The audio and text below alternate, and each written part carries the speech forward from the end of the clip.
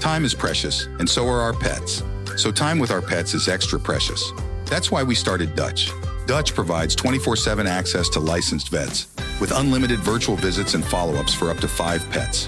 You can message a vet at any time and schedule a video visit the same day.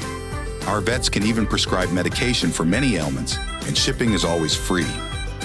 With Dutch, you'll get more time with your pets and year-round peace of mind when it comes to their vet care. Ryan Reynolds here from Mint Mobile. I don't know if you knew this, but anyone can get the same premium wireless for $15 a month plan that I've been enjoying. It's not just for celebrities. So do like I did and have one of your assistants switch you to Mint Mobile today. I'm told it's super easy to do at mintmobile.com/switch. Upfront payment of $45 for 3-month plan, equivalent to $15 per month required. Intro rate first 3 months only, then full price plan options available. Taxes and fees extra. See full terms at mintmobile.com. Cartoons from present in the past. Every week will be an animated bash. What a cartoon! What a cartoon! Maybe a short but mostly shows. We'll talk, we'll analyze, exploring as we go. What a cartoon! What a cartoon! What a cartoon! What a cartoon! Hello, everybody, and welcome to What a Cartoon, the podcast hosted by two total gooseberries. I'm one of your hosts, the raw coffee eater, Bob Mackey, and this is an audio exploration of every cartoon ever. And who is here with me today, as always? Hey, it's Henry Gilbert, and I do believe those lying cartoons. Yes, and this month we're looking at the Red Dwarf episode, Gunmen of the Apocalypse. Look, I think we've all got something to bring to this discussion, but I think from now on the thing you should bring is silence. Yes, this is another live-action month on What a Cartoon. Welcome. This started way back in 2019, years and years and years ago. Some would say 6.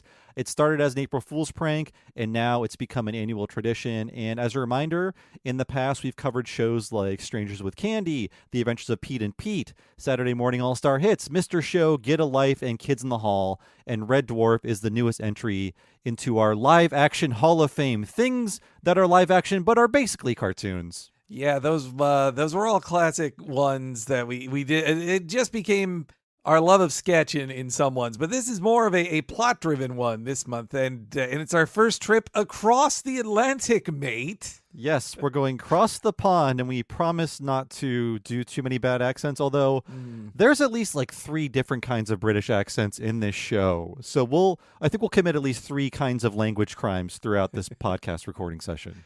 I've got a lot in the back pocket here. We'll see how many I use. But also, I mean, this is a great one because it's full of British people doing American accents, so it's only fair if we do British accents. Yes, actually, yeah, it's full of British people doing bad American accents, so it's only fair that we do our bad British accents from all over the map here. And yes, this time around, we are going across the pond to cover a sci-fi comedy that started in the late 80s and is still kind of ongoing today, and of course, that is Red Dwarf. And I think what happened was the series suddenly came up on conversation, within the conversation of Talking Futurama, because the two shows have a lot in common in terms of being sci-fi comedies and a deadbeat that goes to the future. And it suddenly struck me that this would be the perfect subject matter for Live Action Month. It would also give me a great chance to revisit Red Dwarf, which I really haven't done in over 20 years. So for the past month, I have gone above and beyond on my own time. I've watched the entire first 6 series over again. I'm rereading the first book. I bought some of the other books, and I'm experiencing just a very Red Dwarf period in my life that does not signal depression in any way. I'm just going back to it because I'm happy. Now that you mention it, yes, he is a regular low-class slob who gets stuck in stasis for many years and even has a robot friend, though Crichton is far friendlier than Bender. Yeah, I would say the cat is more of the Bender of this show, except he doesn't really get any stories, unlike Bender. Also, Red Dwarf is a real sausage fest of a show compared to Futurama. That's true. Very, very few women, because Lister is the last human being in the entire whole of existence. So we'll explain more about Red Dwarf before we continue here. But I want to know, Henry, what is your experience with this very, very British show? Well, like all cool people in my teenage years, I had Saturday nights free to check in on the local PBS station. It was run by nerds, I feel like, who knew British comedies and would get the rights to broadcast them from the BBC or whoever. I don't know for sure if this aired on the BBC. I think I'll learn. But this, Blackadder, Mr. Bean, all of these things were on there, but Red Dwarf really did speak to me as like it was such a nerdy play on all of these sci-fi tropes. And I got to see all 6 series in a row and got to see the premiere of the 7th series, or when it was, I guess it was probably like a year old when it came to America, but it was new to me. So that's when I kept up with it up till about 9/11-ish or so at that time. When I went to college, I kind of fell off it, but also it seemed to me that they took many years off in between. And I also remember in middle school, or this might be freshman year of high school, I had a copy of Infinity Welcomes Careful Drivers, and I remember reading it at my younger brother's soccer game. So here he is being very active playing soccer, and I'm reading a Red Dwarf book in the sidelines. Can you spot the cool brother in this audience?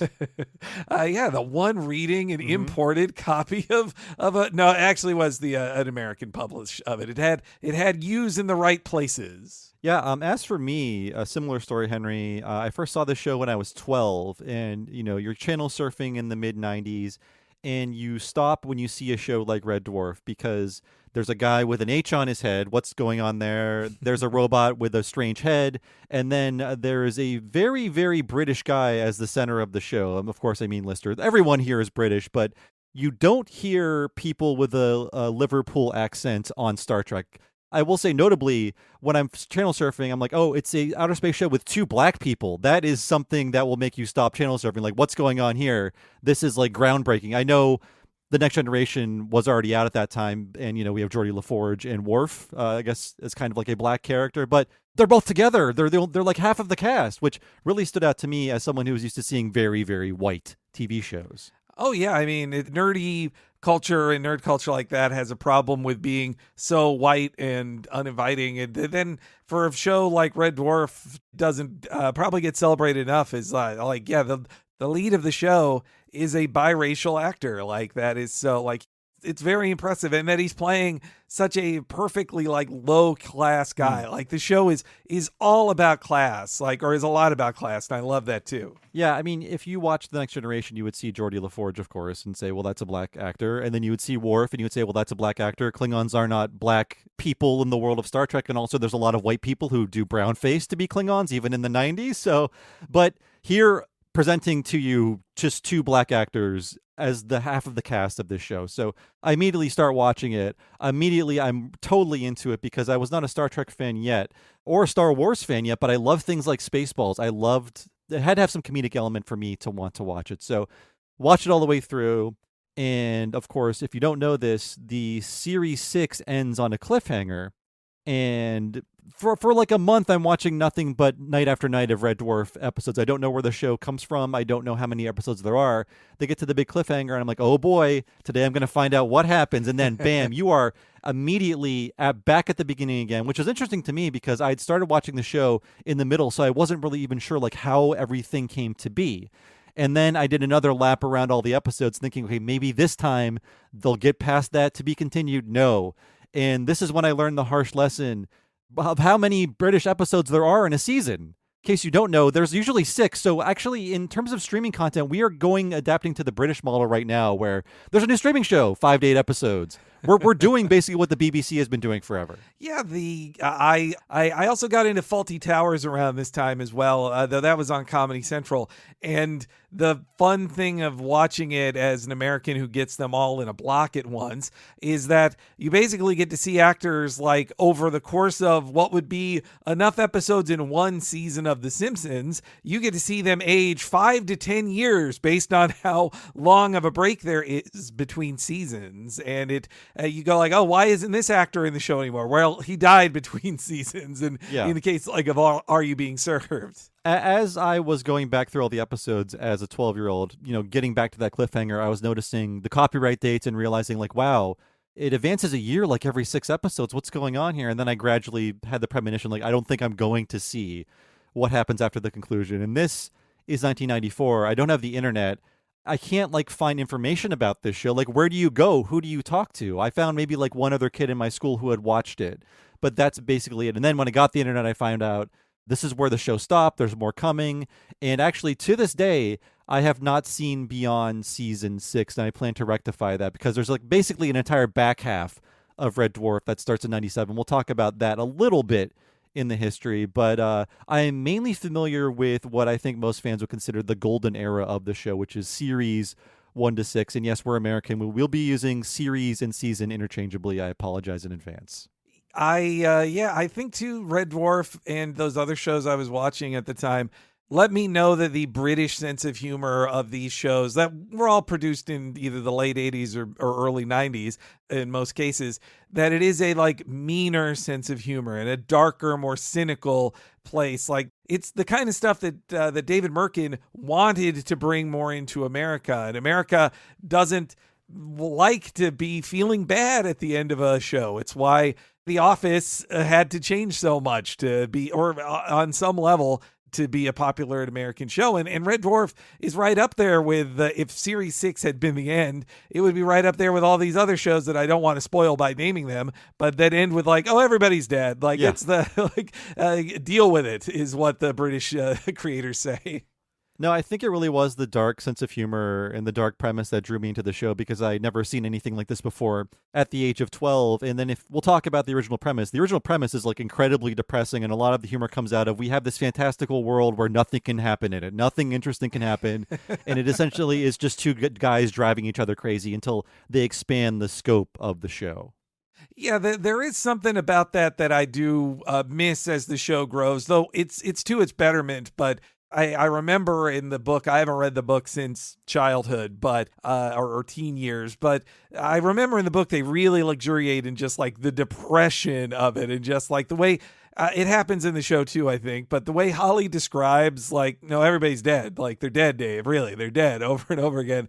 And then he's with the worst person in the world, like the most annoying asshole in the world. We can't even punch, but we'll talk about it soon. Yeah, the books are actually very good, and I'll talk about that towards the end of the history. Like I said, I'm rereading the first one, and I have the second one as part of this omnibus, and I had never read the third or the fourth ones. Looking forward to getting through my Red Dwarf Renaissance and heading to what I know, early modern age. I don't know what comes next for me, but I guess moving on to other British shows. I am so tempted to get a BritBox subscription because now I'm thinking of all of these other British shows that I have not seen. And British TV, I find as a English speaker, native English speaker, so fascinating because I know, like, oh yeah, Italy has all of their own shows, and Japan has all of their own shows, and Denmark has all of their own shows, but they're all in another language. I can't watch these, but there's this little country where they all talk like me, and they have all these secret shows that are really good that I can't see. And you just have to retrain yourself for when they reference, say, Action Man, that they really mean a G.I. Joe.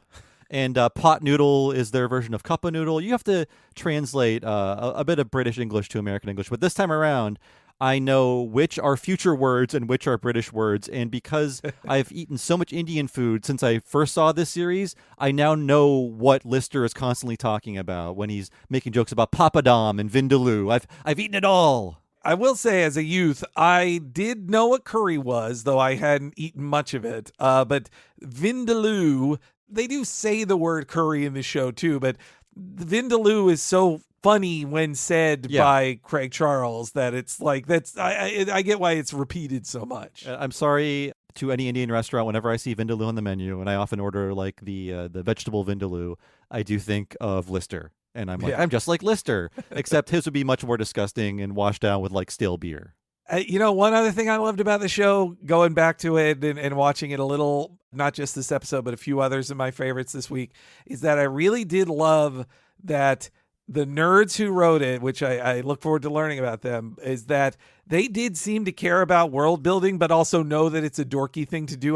The start of Series 3 with this Star Wars text crawl that does explain how things happened, but barely gives a shit of like, okay, you're going to have to hit pause, dorks, if you want to know why these things changed. And it's really a joke about the retooling of the show, where it's like, we're going to try to connect all of these loose threads, but they really won't be connected in a conceivable way. And also, the canon is very loose, especially when it comes to the characters' backgrounds. I really think the books try to solidify the canon of the show in terms of like what Lister's life was like, what Rimmer's life was like.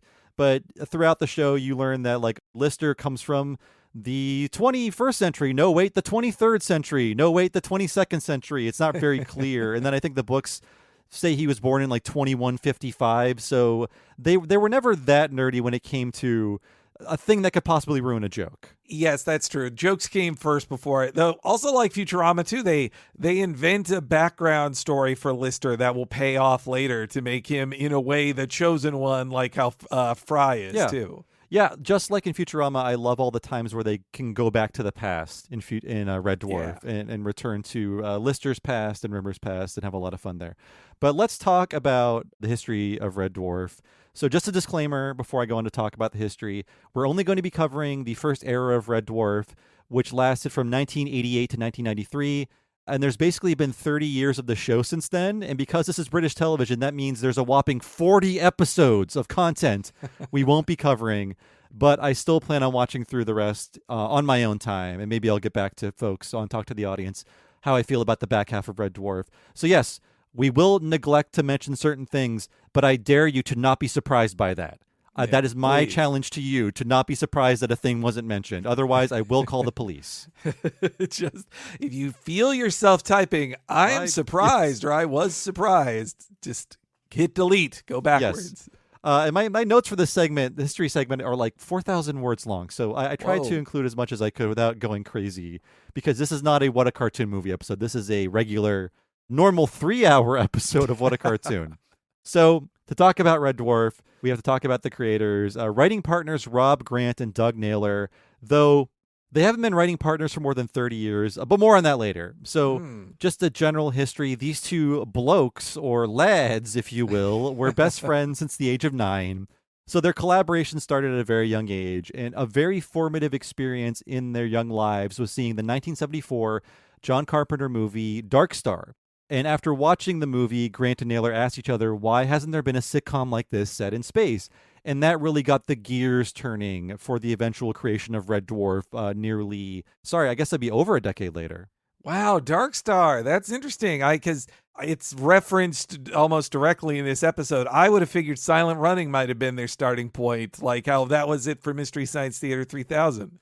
Yeah, I think they also referenced Silent Running, but Dark Star is really what got them started. And it was only in the past year and in the past week for Dark Star that I finally watched these two very important movies for shows that they would later inform. So I watched Silent Running. I know that was a big Mystery Science Theater inspiration, and I just saw Dark Star a few weeks ago because I knew I'd be doing this. And Dark Star, it's John Carpenter's first movie. It's barely a movie, but you can see the seeds of things like Alien where they would be planted, because Dan O'Bannon is a big part of Dark Star. He would go on to create Alien with another writer, I believe. But it's essentially like a bunch of scuzzy 70s guys in space. And the best part of the movie is basically a 20-minute Tom and Jerry sequence where one of the crew members tries to capture what's essentially a glorified beach ball, but it's supposed to be an alien. Oh yeah, since you mentioned that too, yeah, Dark Star. I actually haven't seen that one. That's on my list of ones I need to see for fill in blanks. But yeah, like Alien. I don't know why I wasn't thinking of it. Like the first movie, Alien, is space truck drivers who they're low class dudes, just like Lister too. Right, and Alien definitely has an inspiration, or will be an inspiration for Red Dwarf in the future. So yeah, Silent Running. That's also a big part of this in Mystery Science Theater, because it's essentially you're alone in space and there's some robots there with you. And, the loneliness is the worst part of it. And you don't know if you'll ever see any human life again. So these are all very important things for their young lives, informing what would become their biggest creation by far. So we're going to fast forward now to the early 80s. Grant and Naylor become writers for British television shows most of our listeners have never heard of, but they have one thing in common. They're nearly all sketch shows. These guys are sketch comedy writers. So one of them I'll mention is called Three of a Kind, and that's because it featured a breakout performer by the name of Tracy Ullman. Will we ever hear from her again? Oh. Only time will tell. So there is a light Simpsons connection here in that they did write for Tracy Ullman on some sketch show nobody listening to this has ever heard of. I know I didn't. Man, if she hadn't succeeded so much on that, then it wouldn't have come to the attention of James L. Brooks to then build an entire American sketch show around that on Fox. So, yeah, wow, that is an interesting connection. I was going to say just their sketch background reminds me of Simpsons in that a lot of the early Simpsons writers were sketch writers, and this was their first sitcom as well. So sketch to sitcom is how you end up with a lot of these like high concept or crazier TV shows and sitcoms. Yeah, looking at their history, it does seem like Red Dwarf was their first sitcom they wrote for, and they happened to create it, which is very nice for them. But so I mentioned their TV careers. Before their TV careers took off, Grant and Naylor were writers for BBC Radio 4. And in 1981, they launched a sketch show called Cliché. But more importantly, later, they created a sequel to this show in 1983 called Son of Cliché. And this is where the roots of Red Dwarf truly begin, because one of their recurring series on Son of Cliché is called Dave Holland's Space Cadet. And the premise is basically what happens after the events of Alien. All the action has ended, and all that's left on a massive spacecraft is just one guy and the ship's computer, who I don't think in this clip I'll play, but in some of the sketches he will be played by Chris Berry, who will later go on to play Arnold Judas Rimmer on Red Dwarf. Right. That is his middle name. I forgot. Judas. Sorry. I have to say it like Lister. Yes, they have a lot of fun. Rimmer. So, again, we're going to be doing some fun accents here and there. And for Red Dwarf, Dave Hollands was changed to Dave Lister because Dave Hollands was a famous footballer at the time. So the show would have starred Dave Hollands if not for that famous footballer. And by that I mean soccer player for you Americans out there. So yeah, thankfully the Dave Holland sketches are all preserved. They're on some of the Red Dwarf DVDs, and some kind folks have uploaded those to YouTube. But here's a little sample of a Dave Holland sketch to give you a sense of how it led to Red Dwarf. Hab, the ship's computer tells me I've gone space crazy through loneliness. Oh, and a giant chicken has stolen both my hats. Dave, What is it, Hab? there's an intruder in the outer rim. It's not that alien who massacred the crew, is it? If it is, tell him he's not welcome here. No, Dave, it's a different form. I have a bioscan readout.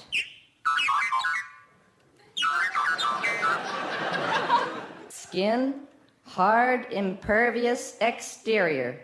Central nervous system, single spine central. Capabilities, limitless. Function, survival. Oh, hell, I don't stand a chance. Height, 4 inches. Unless maybe I stand on it. Origin, Earth. Earth? What is it, Hab? It's a biro, Dave. By the way, a biro is what British people call a ballpoint pen. Oh, I see. We would call it a bic. They call it a biro. See, I knew about sellotape, but I didn't know about biros. They have their own funny little words for other things. Isn't it cute? Well, meanwhile, we prefer to name things based on trademarks. We respect trademarks. Yeah, the dominance of certain brands. And yeah, we can see some hints of Red Dwarf. Obviously, the main character being called Dave is a reference to A Space Odyssey, 2001 A Space Odyssey, because you have a computer constantly talking to a guy named Dave. That's also part of the roots of Red Dwarf. Yeah, that's it's what makes Holly so funny. Though I'm missing he or her in this season of the series of the show. Yes, I'll briefly mention Holly when we get to the casting, but there is no Holly to speak of in Series 6. So that is where it began. And as a side note, I want to ask our British listeners out there, are radio shows still a big thing in terms of cultivating talent? In America, all radio was ruined about 25 years ago, or maybe closer to 30 years ago. Anyway, Clear Channel bought everything and ruined every radio station. We don't have good radio anymore. It's all like run by the DJ 3000, who's constantly coming up with new material. But I want to know, like, what's going on with radio in the UK, because when I was growing up, I felt like every British show I watched started as a radio show. Like a Red Dwarf, The League of Gentlemen, The Office, they were all radio shows with a similar premise. And then the guys who made the radio shows would go on to be the two guys to write the entire TV series.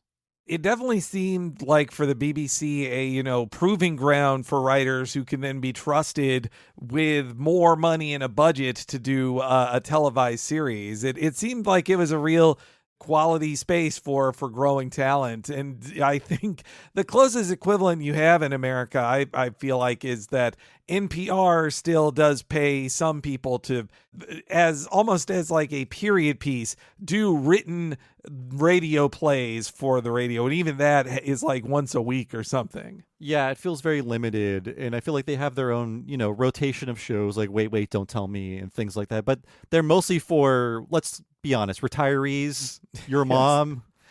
Oh, another one.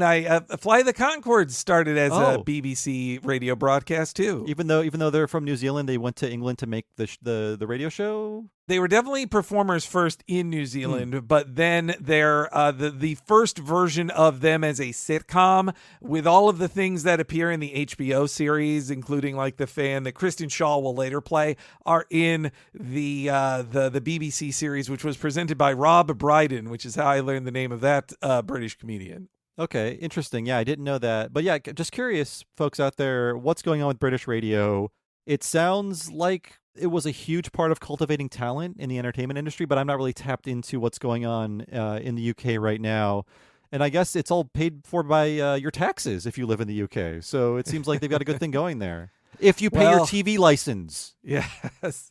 I wonder if that's being torn apart just like the NHS there. Those are mainly the only things I hear about the British government these days. People out there living in Britain, please weigh in.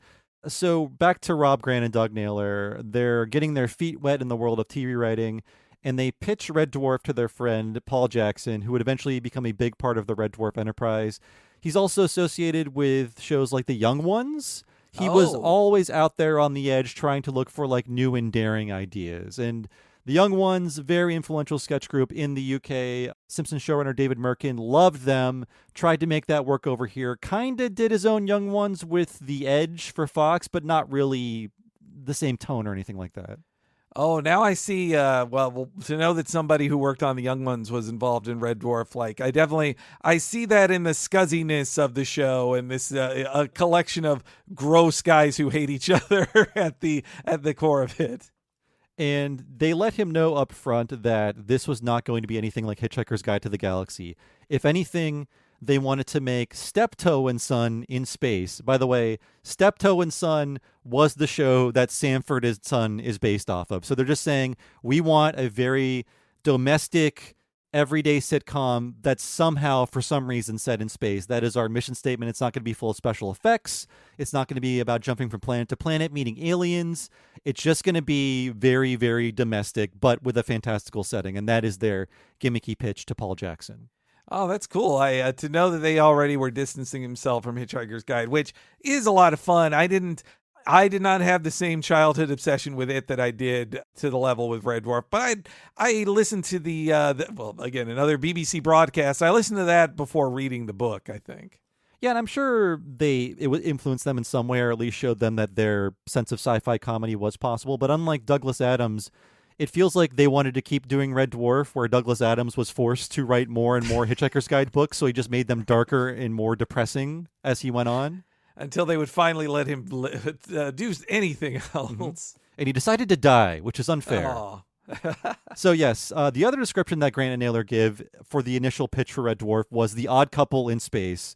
And I think that's a lot more apt, because despite how fantastical the show is, it takes place 3 million years in the future on a spaceship. The first 2 seasons are essentially about 2 roommates who can't stand each other and who are also essentially imprisoned with each other for life. Yeah, those are, it feels so tense and locked in, that early seasons. Like Kat, same in the book. I feel like in the book version of the early years, like Kat doesn't show up for a good while, like in it. And Rimmer versus Lister is the main core of the original show. And they also compared it to a show that I've only heard of recently on Blank Check because David Sims keeps bringing it up. It's a show called Porridge.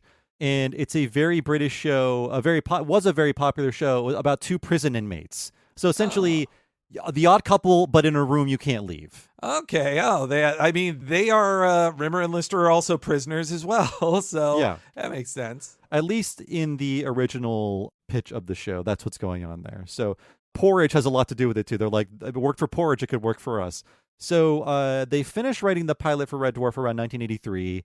Around this time, Grant and Naylor are hired to be head writers for the hit satirical puppet show Spitting Image, which most Americans over 40 know via the use of its grotesque puppets in the music video for Genesis's Land of Confusion. Now, the second I said that, anyone born, let's say, before 1987 immediately knows what I'm talking about. That's how big Genesis was. It could make Americans be aware of a BBC puppet show. Yes, and if you're not aware of Spitting Image, I should tell you that Sid and Marty Krofft ripped off the idea entirely and made their own version called DC Follies. And this starred Fred Willard. It was 2 seasons of a syndicated sitcom. You can watch some episodes online. And it really confused me as a kid because it came on when I was like 5. And I thought, well, these things aren't people. What are they? Because if you look at the Spitting Image puppets, they're not the soft and cozy Muppet look of a puppet. It's like basically, what if we took a Mad Magazine caricature and rendered it as a 3-dimensional object?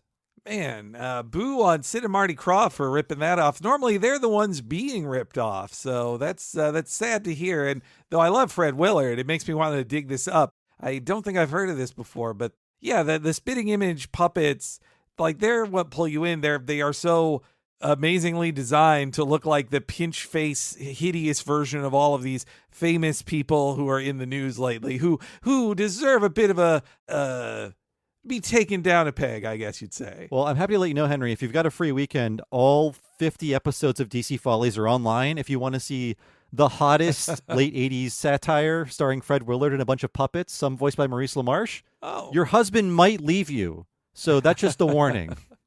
That I don't think is worth it then. No, I'm going to have open up newspapers from whatever week it aired, because it's probably like ripped from the headlines with things nobody remembers now. So yeah, just in case you're wondering about Spitting Image, we had our own version. It was so popular. It was a huge hit in the UK. I think it recently had like a comeback or a reboot series in the 2020s. But as a fun note, while at Spitting Image, Grant and Naylor wrote a hit single for the show called The Chicken Song with future Red Dwarf theme songwriter Howard Goodall. And I think in general, the UK loves novelty songs even more than America, and we gave the world Weird Al. But the UK was like, Crazy Frog, top of the charts. Do the Bartman was a #1 single there. Mm-hmm. Like, they take #1 singles very seriously. I watched a documentary on the making of Last Christmas, the Wham song, made after the George Michael passed away. But it was clearly made for a British audience because it was all about how being #1 at Christmas on the pop charts in the UK is a huge thing, and everybody remembers what was #1 each Christmas. And so I was like, wow, that is meaningless information to Americans. Well, I won't play a clip of it here, but you can find the Chicken Song on YouTube, and it's pretty funny in that it's a song that's just here to let you know it's very annoying, and you're going to hear it everywhere because it's a very popular song. So the song is telling you, we're popular, the song's annoying, and you'll hear this everywhere you go. And that's kind of what happened. Wow, that's wonderful that they could make such an annoying song that everybody listens to bother everybody else. And it seemingly must have been very profitable for them. I think so. So they're busy on Spitting Image, and this is when producer Paul Jackson brings their Red Dwarf scripts to the BBC, where it is soundly rejected 3 times because there was a fear that viewers couldn't find anything to relate to, even if the sci-fi setting was largely a superficial element in the original idea for Red Dwarf. And they thought it was interesting enough to turn it into a movie, but Grant and Naylor dug their heels in and said, this needs to be a sitcom. We are parodying the sitcom format, and this works best in the style of a sitcom. So they stopped the production on any kind of movie until it got picked up as a show. Well, also from a TV show standpoint, it seems like more expensive, on the more expensive end of things, because even though in the original premise, and as you see in series 1, it's not like they go anywhere or like do many sci-fi things, like they're trapped on a giant spaceship, but still, you're on a giant spaceship, you're going to have some special effects. And they rarely hire any other actors. In fact, a lot of this show reminds me of like a YouTube sketch or like a podcast sketch, in that I'd say about a third of the episodes are about the crew meeting alternate versions of themselves or swapping minds. It's like they're always playing off of different versions of themselves constantly throughout. We just talked about the finale. That's what happens in the finale. They meet themselves as old men at the end of series 6. Man, now you're making me think that it is just like the nostalgia critic arguing with other blue screen versions of himself mirrored all the time. Yeah, I think it was predicting that trend, but I think ultimately it's expensive to hire actors, so let's not do it if we don't have to. So yeah, the BBC turns it down, but while BBC London said no, BBC Manchester said yes. Aha. So the creator of the comedy Happy Families was not interested in creating a second series, but they had budgeted for a second series of that very popular show. So they had the space and the budget to try something new and weird. And that's kind of what they were known for, this version of BBC, this BBC location. So they want something experimental and weird. At this point, Grant and Naylor had written 3 Red Dwarf scripts. And this is when Paul Jackson drops off the scripts and said, here's something experimental and weird. And we've already written 3 episodes. And they decide to greenlight it on the spot after checking out the scripts. They like the idea. We have Manchester to thank for both this and the movie 24-Hour Party People. And footy, right? Well, I mean, Manchester is a popular club, an FC. Yeah, yes, that's I know all that. I know. I don't know much about Manchester. Everything I've learned about Manchester is from the film 24-Hour Party People, which is about factory records and the Joy Division and all that. Though also there's been a lot of talk about Mancunian culture because one of the main characters in the new season of White Lotus is from Manchester. Yeah, I don't know a lot about Manchester, but I learned a few things in doing my research for this. Missions to Mars, driverless cars, AI chatbots. Feels like we're already living in the future. Well, Robinhood is built for the future of trading. Robinhood's intuitive design makes trading seamless. Spot opportunities and take control of your trades with tools like screeners, simulated returns, and Strategy Builder. On Robinhood, traders have access to hundreds of popular stocks and ETFs, 24 hours a day, 5 days a week, so you can keep up with today's fast-paced markets. You can now even trade stocks and crypto all in one place with the new desktop platform, Robinhood Legend. The future of trading is fast, powerful, and precise. Experience it now on Robinhood. Investing is risky. Robinhood Financial LLC, member SIPC, is a registered broker-dealer. Trading during extended hours involves additional risks. Cryptocurrency services are offered through an account with Robinhood Crypto LLC, NMLS ID 1702840. Robinhood Crypto is licensed to engage in virtual currency business activity by the New York State Department of Financial Services. So the series is picked up. Grant and Naylor were actually very fortunate because they were making a series unlike anything anyone had ever seen before. And then an electrician strike gave them an incredible amount of time to prepare for the new series. They were essentially given another 6 months of we built the sets pre-production to rehearse things, to work on the script. So because of that big strike, the strike did not kill the series. It just gave them a lot more time to work on it to build to a very, very strong launch in that first season. Oh, nice. That's good. A union action doesn't kill a show. Instead, it saves it or helps it. Yes. And a note on the dates here. The first series of Red Dwarf debuted in February of 1988, and it absolutely would have hit the air before Star Trek The Next Generation if not for that strike. So I like to think of them as sister shows, and thankfully all of the actors were cast fairly young, so they can still make Red Dwarf in the 2020s. Patrick Stewart, he was cast at 47. It's getting harder to do Picard, but the main cast are just kind of entering their 60s right now, so it's still mildly possible for them to be upright in doing things. Knock on wood, but they both have been lucky that the lead cast is all, in both those cases, the Next Generation and this, that the lead cast is all still with us and can do these things. But yeah, it's Picard season 3, because it's American. It is what Picard always should have been, but and I hope they don't do anything more with him. I love you, Patrick Stewart, and hey, you're going to be doing Marvel movies until you're dead as well, as we just saw this week. He's currently trying to gnaw off his foot to escape from that trap. Yeah, I don't remember signing this contract. They're both, him and Ian McKellen, into their late 80s now, both back for Doomsday. Hey, at least they're having fun, presumably.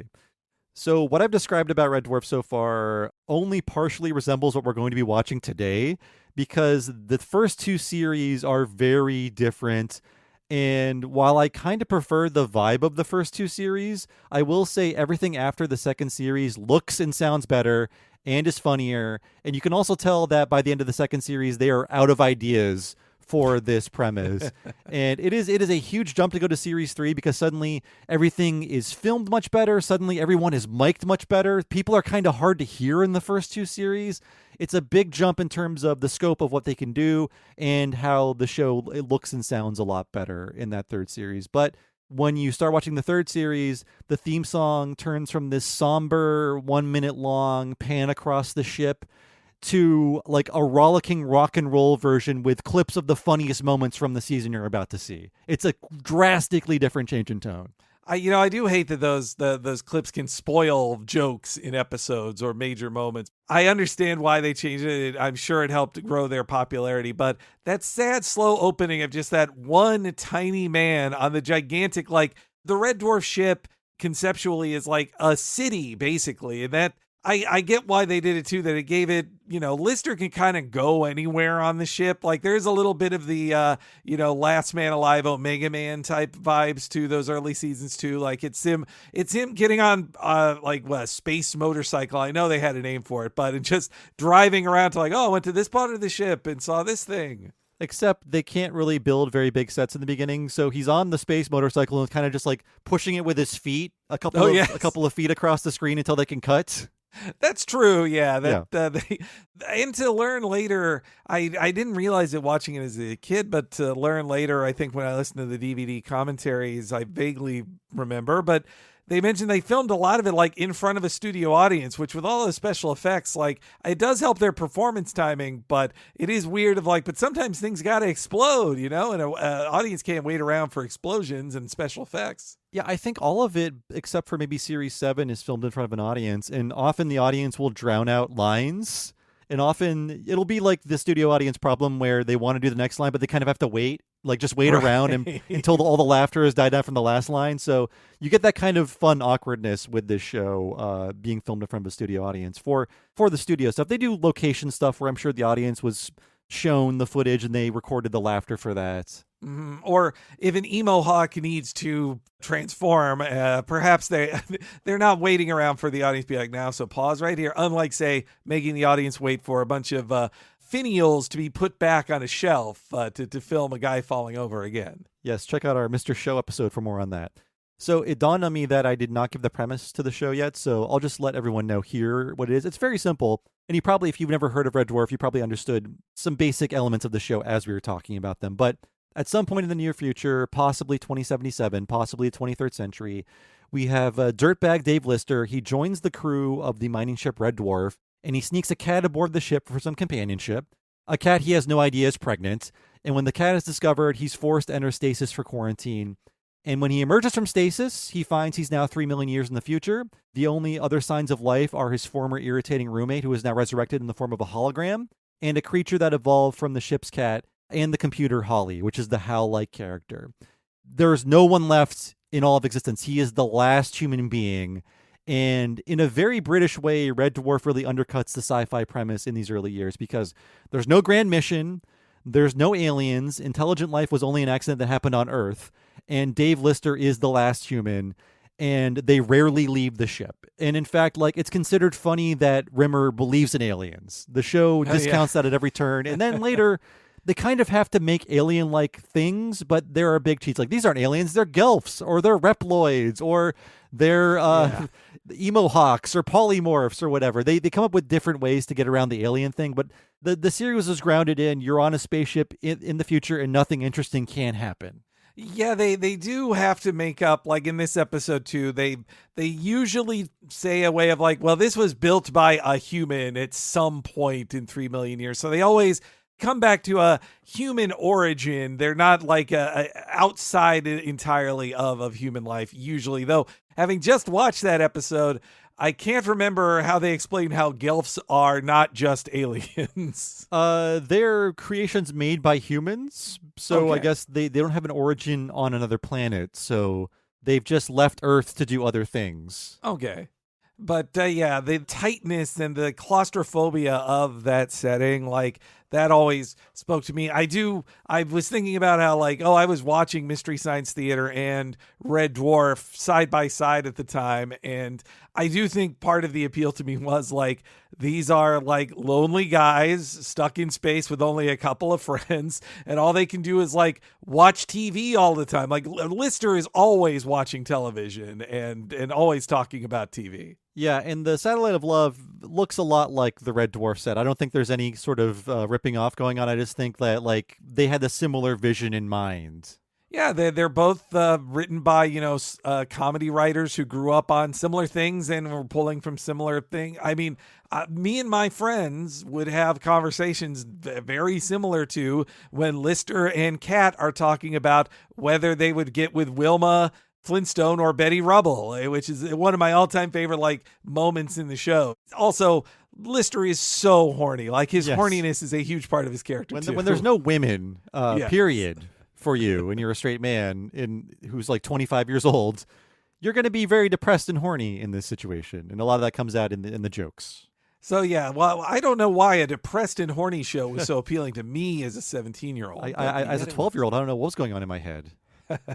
So the second series finale happens, and in this finale, Lister is impregnated with twins by his alternate universe female self. Just go with me on this, because it doesn't matter. After this, Red Dwarf does a soft reboot you mentioned earlier, Henry, where the beginning of the third season starts with a comedic Star Wars-style crawl that explains the retooling as best it can, but you actually have to pause to read the whole thing. It mocks you for pausing to know why did one-off character Crichton act entirely differently now, and why does all of these things? Yeah, so from the third series onward, the sets are bigger, they're less gray and depressing, because they always had Alien in mind for what they wanted the sets to look like, but they didn't find a production designer that matched their vision, and now they had the production designer they wanted, they had the budget they wanted, so things look a lot brighter and nicer, and they can now make voyages outside of the ship via the Starbug. And of course, we have Crichton, who is a friendly robot that was first introduced in season 2, but is now played by a different actor with a different personality. So a lot is happening between series 2 and 3. It's kind of like 30% a different series between the two. The series really does get on a whole nother level once Crichton arrives. Like, he is an important part of the group. Like, you've got cowardly, annoying blowhard Rimmer who is obsessed with status. You've got low-class slob Lister who's a lovable guy. Then you have the very selfish and fashionable Cat. But you do need like this rigid, rule-obsessed robot who's also incredibly timid, who can explain things quite a lot. Like, he gets to be the better explainer than like Rimmer is in the show. Yeah, and he's kind of why Holly is written out of the show, the ship's computer, because we used to have Holly to explain things via jokes. Now we have Crichton to explain things via jokes. And he can actually like go places and do things instead of just being like a head.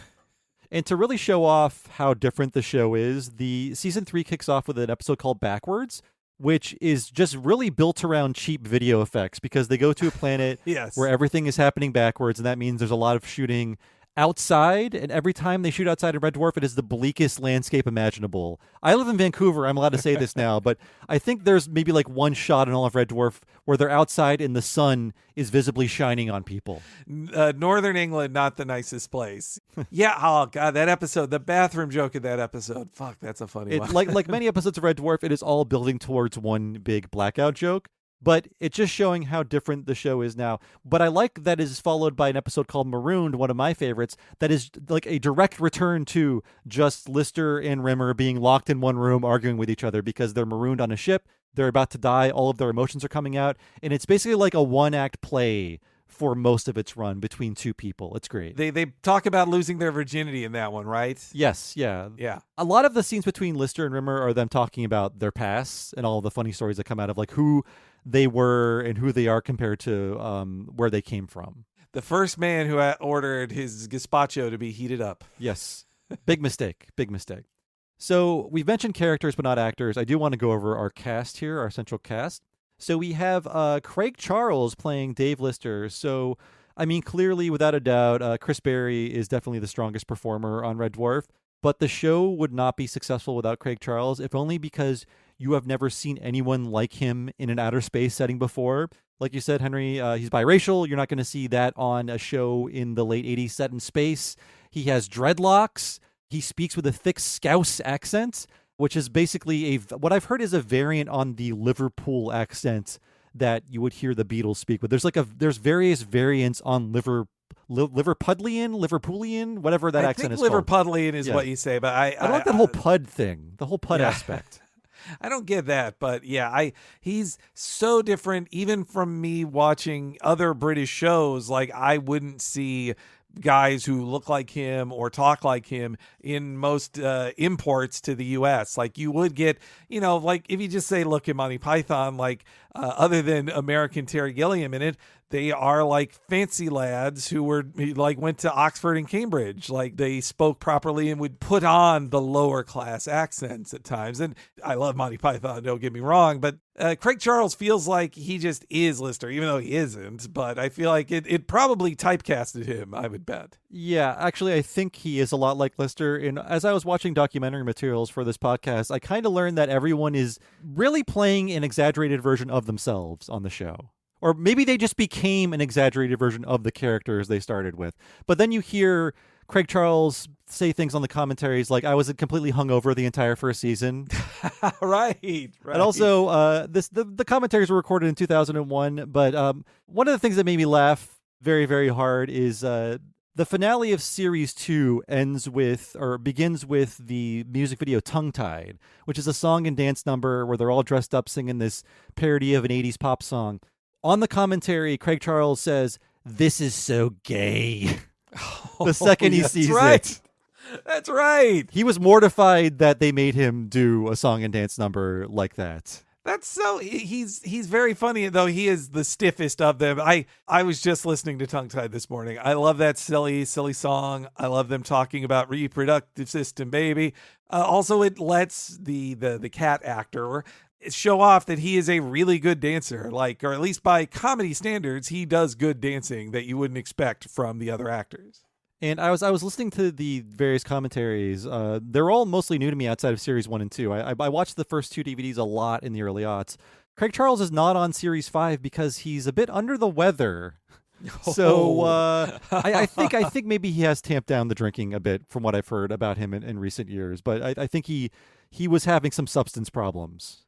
Oh, well, I mean, I wouldn't think his liver could last that all of the constant drinking storylines with Lister in the show and his many hangovers that I guess it's pulled from real life. That it felt like sometimes too they were like pranking Craig Charles to just make him like do something disgusting on screen. Yeah, the commentaries are full of like what he was actually eating, what he was actually doing during some of the grosser parts of the show. Him eating waffles that he had pulled out of the garbage can and then putting it on his head was one of the grosser ones. And it feels like it's made to have the audience go, ew, oh, yeah. The audience is very amped up during these recordings. So yeah, Craig Charles, this is his first acting role. And I will say in Series 1, it really shows because Chris Berry is like acting circles around him.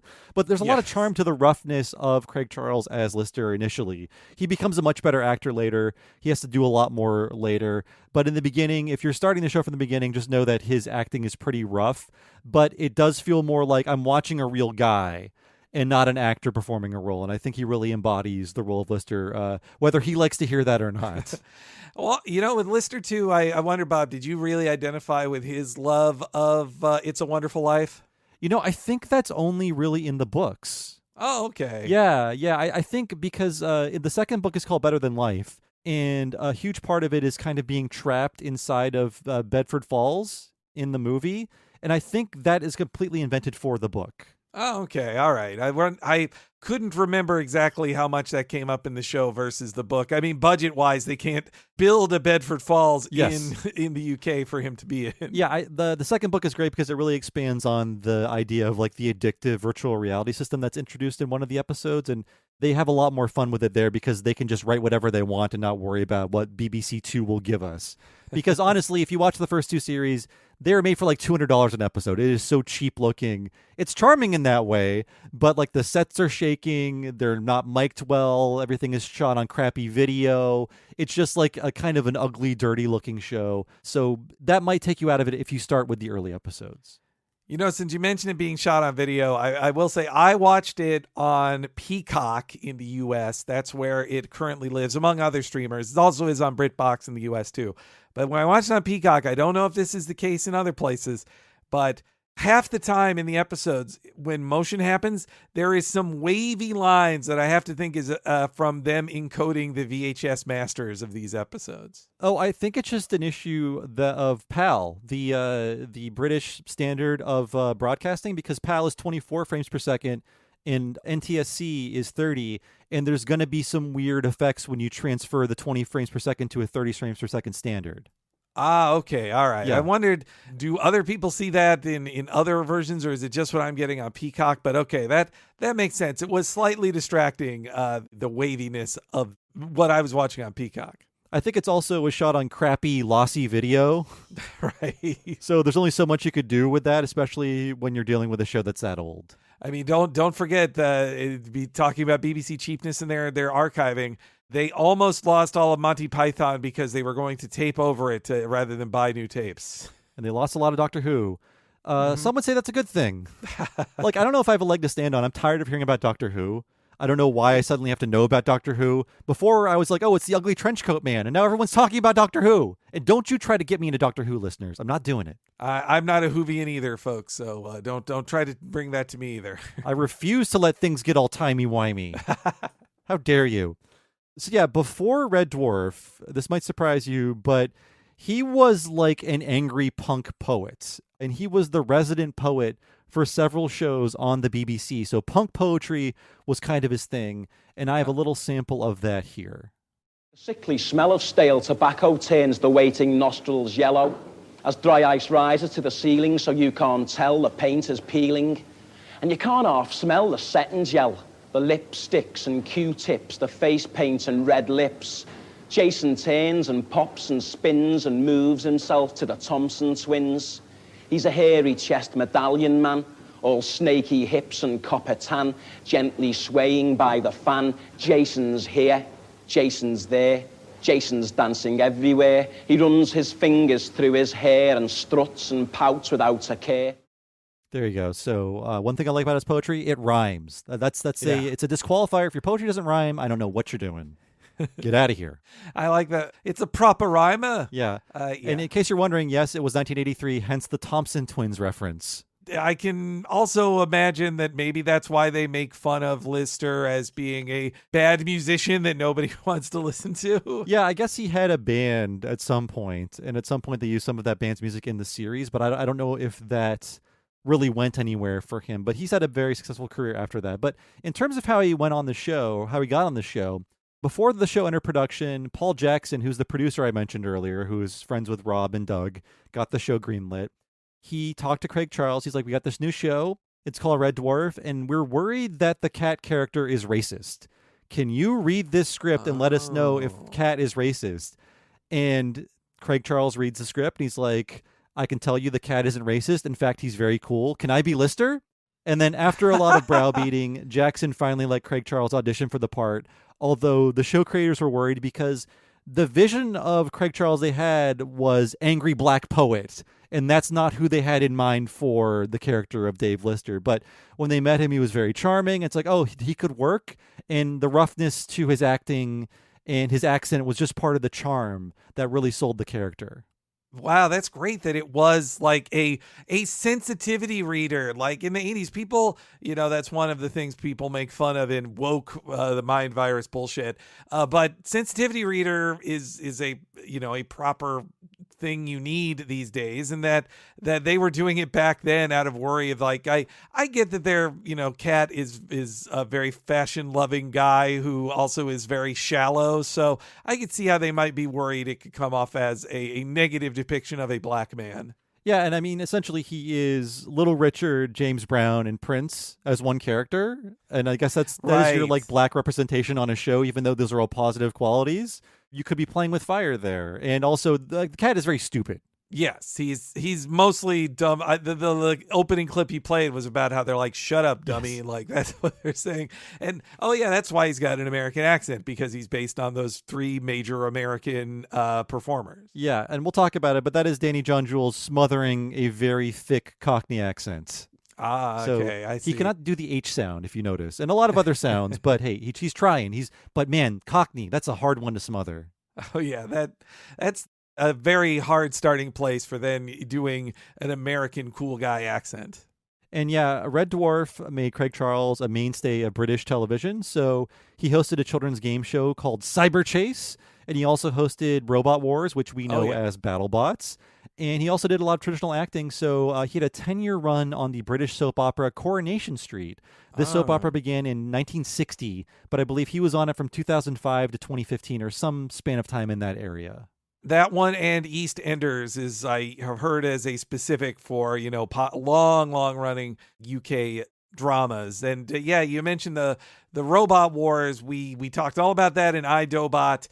I stopped on the channel a few times to watch the BBC Robot Wars just because Craig Charles was the host of it.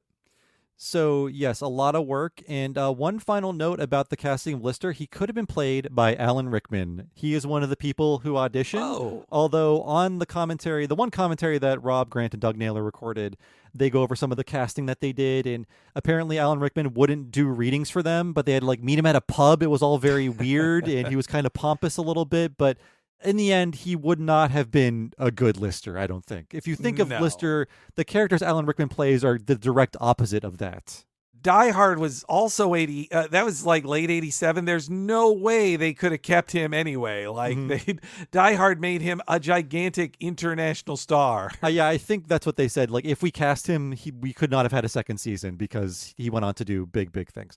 So let's talk about the next actor, Chris Berry as Arnold J. Rimmer. So like Craig Charles, he was not an actor. In fact, he was an impressionist. And Grant and Naylor knew him from their radio days, which is likely why he was cast in Spitting Image to imitate various celebrity voices. And if you have watched that Land of Confusion video, he is the guy doing the Reagan voice at the end of that video. I didn't know that. I'd heard his Connery, which is basically what Ace uses, is a Connery-esque accent of a cool dude.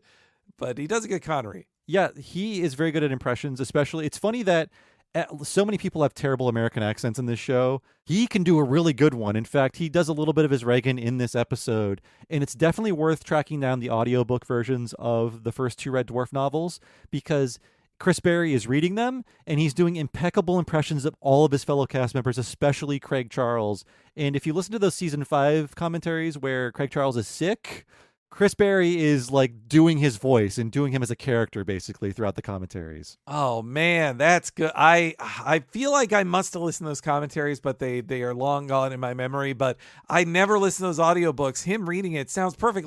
He is he's the star of the show acting wise. He's the best. He's easily the best performer in it. He's the funniest, and I think that too is why a lot of times they lean on Rimmer for major moments. He's the last face you see in what would have been could have been the finale in series 6. Yeah, even though Lister is functionally the main character, they really like writing for Rimmer more because he will react the most to any given situation in the funniest way possible. And he is such a fun character to tear down, but also one that you feel a lot of sympathy for based on his upbringing, based on just how wounded and damaged he is, even though he's an utter prat, is what I'll say.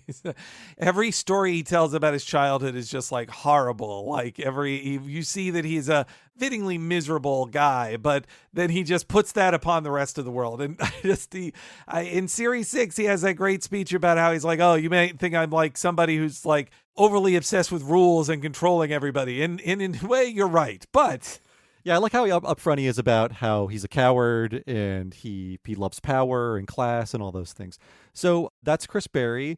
He did some acting as a sketch performer, but this is really his first meaty role and one that led him to many other gigs. So while on Red Dwarf, he was cast as the lead for the 7-series sitcom The British Empire, which many people have called the Faulty Tower of the 90s. And that is pretty available. I've been interested in looking at that just to see Chris Berry in another role, and I think he does play an uptight jerk in that show as well. And I kind of want to see more of him after watching a ton of Red Dwarf. I haven't seen that show. Is that... I vaguely recall seeing him in some show where he's playing a police officer, or a constable, I guess I should say. But in this, I think he runs a rec center or whatever the UK version of that is, not a rec center. I don't know. It's a UK specific thing, but it's about him being an uptight guy running an institution and it driving him crazy. Oh, that sounds fun. Yes, and weirdly enough, you might remember this, Henry. Chris Berry had a very small part in the first Tomb Raider movie as Lara Croft's butler. Yes. And I think his casting was the only thing that got me to rent that very okay film because I just wanted to be good for him. Not knowing he was doing fine, I'm happy for him being in both of the movies too and getting his payday and these it's funny. Lara Croft does need a comedy butler. It's funny idea. He does like action scenes with her, if I remember correctly, like a training. He helps train her or something, if I recall. It's been a very long time. He does not have a lot of screen time, but I was just happy to see him, not knowing he was part of the vast like British empire of entertainment and not really needing to take U.S. movie roles.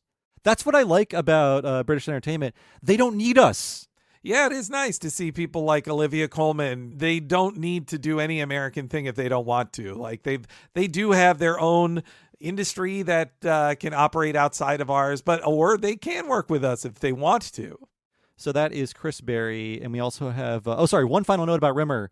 He could have been played by Alfred Molina. Alfred Molina was cast, but then he didn't really understand the part, and he dropped out, and Chris Berry was slotted in. So Alfred Molina probably would not have been on Red Dwarf for long, but we could have been looking at him and not Chris Berry. Wow. I don't think it'd be as good a show, even though I love Alfred Molina. But also, I mean, that would be interesting, too, of the backgrounds of the people on the show, because I believe it's his father is Spanish. So I believe that is his background, Molina, or Italian. Forgive me. But all three of the leads in the first two series wouldn't be played by anybody white. I mean, Chris Berry there's no baggage behind this. He's very British looking, is what I'll say. Yes. Especially now that he's a bit older. He's like that is a Brit. If I saw that guy walking down the street, I'd be like, he is British. He's just like how I feel like Hugh Grant, you see him in the dictionary of like British man, like the same deal with Chris Berry. Like he definitely looks like an extremely British man in all the best ways, which is why it's great that he gets to play this character who is like a parody of a stiff upper lip, fancy pants, or like not fancy pants, but very status obsessed and conservative guy. So that's Chris Berry. We also have Danny John Jules as the cat. So again, not an actor. No one on this show is an actor initially. This is where they get their acting chops. So he's a trained dancer, which is why before Red Dwarf, you can see him in U.S. productions filmed in England like Little Shop of Horrors and The Great Muppet Caper. So you'll see him in a few scenes in those movies if you look close enough. I'm embarrassed I didn't spot him when we covered that one as a movie a couple years back. The only reason I know is because someone left it as a Patreon comment, so thank you to the listener who did that. Yes, thank you. So he got the role of the cat by being unprofessional, so he showed up for the audition half an hour late, not knowing he was late at all, and while wearing his father's old zoot suit. And immediately they were like, that is our cat, cast that guy. He totally gets he understands the assignment, as they say. Or as they used to say before people were shot for saying that. Wow. He's a cool dude from immediately. No wonder. Yeah, then that's good casting, no matter if he can test for an American accent or not. And we mentioned novelty songs before, and also Tongue-Tied, which was a musical sequence at the end of season 2. This song would be re-recorded by Danny and released in 1993, and it was a big hit. So he would eventually re-record Tongue-Tied for himself. And in case you didn't know this, Tongue-Tied was originally a parody song on Son of Cliché, the Grant and Naylor radio show, and it was just reused to pad out an episode that wasn't long enough. So the episode was 3 minutes short. They're like, oh shit, what do we do? Let's add this song and make it a music video. It has nothing to do with the rest of the episode at all. It's just them rewatching their dreams for like 3 minutes of screen time. I love the song Tongue-Tied as a parody of popular songs. It's like, the hooks are gibberish. Gadarba dibble darba. Yeah. It's very fun. And yes, like I said before, it's very fun to hear him smother his Cockney accent for the sake of playing cats. And then when you hear him on the commentary, you're like, wow, this is strong, this Cockney accent. Yes. And then sometimes they add a giant fake teeth. Well, actually, he's always talking with some fake teeth in his mouth, which definitely sounds, you're hearing him talk through it. And they really challenge him for the rare times he has to be Dwayne Dibley. Yeah. I'm not a Dwayne Dibley fan. I think it's kind of corny and bad. It's like a worse version of Urkel, but I'm glad he's limited. It seems to be a fan favorite because when they bring him back, the audience is like exploding. It is like the Stefan Urkel, like reverse Stefan Urkel. And we also have Robert Llewellyn as Crichton. So yes, not the first Crichton. The original Crichton, who appeared in one episode, was played by an actor called David Ross, and he was unavailable to reprise his role. So they found a different actor, one with a different take on the character. So the original Crichton was like kind of a upper class butler kind of guy with like a very effete way of talking and moving. And Robert Llewellyn is like a Canadian Munster, I think is his take on the character, because he is kind of doing a Herman Munster impression. And oh, yeah. his original take was, well, this is my Vancouver accent. But then everyone from Vancouver said, no one here talks like that. You're making up your own American accent and calling it your own. So that's what Robert Llewellyn is doing as Crichton. Wow, so he called it a Vancouver accent. That's so funny. Now that you say the Herman Munster, I totally see that. Like his facial tics, he does a double take in this that is like just like a Herman Munster double take. Yeah, and I was reading something, I couldn't find it again, but it came up on my research that he was going to be part of a Munsters reboot before Red Dwarf, or maybe after Red Dwarf, because he can do the Herman Munster thing clearly. But he came from an alternative comedy group called the Joeys, and I know nothing about them outside of that Craig Charles called them awful in one of the interviews I read. Because he was all talking about where they came from, and he was like, yeah, Llewellyn was from the awful group called the Joeys. That's ouch. I also respect Llewellyn for being able to be very funny under all of that makeup. Like it's the same way you're impressed with Star Trek actors who, sign on for 8 years of a Star Trek TV show, 7 years of a Star Trek TV show. It's like, well, you're going to have to put on a fake nose and fake teeth every day for filming for 7 years. Yeah, and it's a lot more constrictive than just the forehead appliance that Worf wears. I'm sure that's not very comfortable, but he's got to be kind of trapped in a giant mask that goes all the way around his head. He has to wear like fake hands too. It looks very, very complicated. Yeah, and a full body suit too that doesn't look like it probably breathes all that much either. So producer Paul Jackson saw him perform his one-man comedy show Mammon, Robot Born of Woman, which is essentially about a robot who becomes increasingly ill-mannered as he becomes more human. And it's because of this play that he was asked to audition for Crichton. And he got the role. He understood the parts. Looking into him, he's a real Renaissance man. He's written over 14 books, both fiction and nonfiction, and was the one actor from the original cast to reprise his role for the Red Dwarf U.S. pilot. But we'll talk more about that later. And in fact, one of the books he wrote at the end of season 6, I believe, it's like, here are my experiences on Red Dwarf, sort of like a behind the scenes. And they are not in this season, but I should mention that Norman Lovett and Hattie Hayridge play Holly, the ship's computer. So the part was written for Lovett. It was written for his deadpan stand-up comic persona, but he dropped out of the series after the second season, though he'll come back intermittently throughout the back half of Red Dwarf. So you won't see the last of Holly, but he's really only in the first 2 series. Yeah, not to spoil it too much, but yeah, in series 6, when he comes back on, I remember series 7, I remember clapping too, of just like, oh wow, they got Holly back, yay! And original Holly. I almost said real Holly, but they're both legitimately Holly. But yes, his delivery of a clean species like the dinosaurs, they'll live so many years. The humans, like him calling dinosaurs cleaner than humans, like his delivery, that's so funny. Yeah, his one-liners are great. He was originally cast just to do a voice role, but he demanded to be shown on television, so they eventually said, okay, we can see Holly. It'll just be a floating head, and you can do your lines. People can see you. So Hattie Hayridge took over. She played the female alternate universe Holly in that second series finale, but then they just kind of rolled her into the new series 3 and beyond as the new Holly until...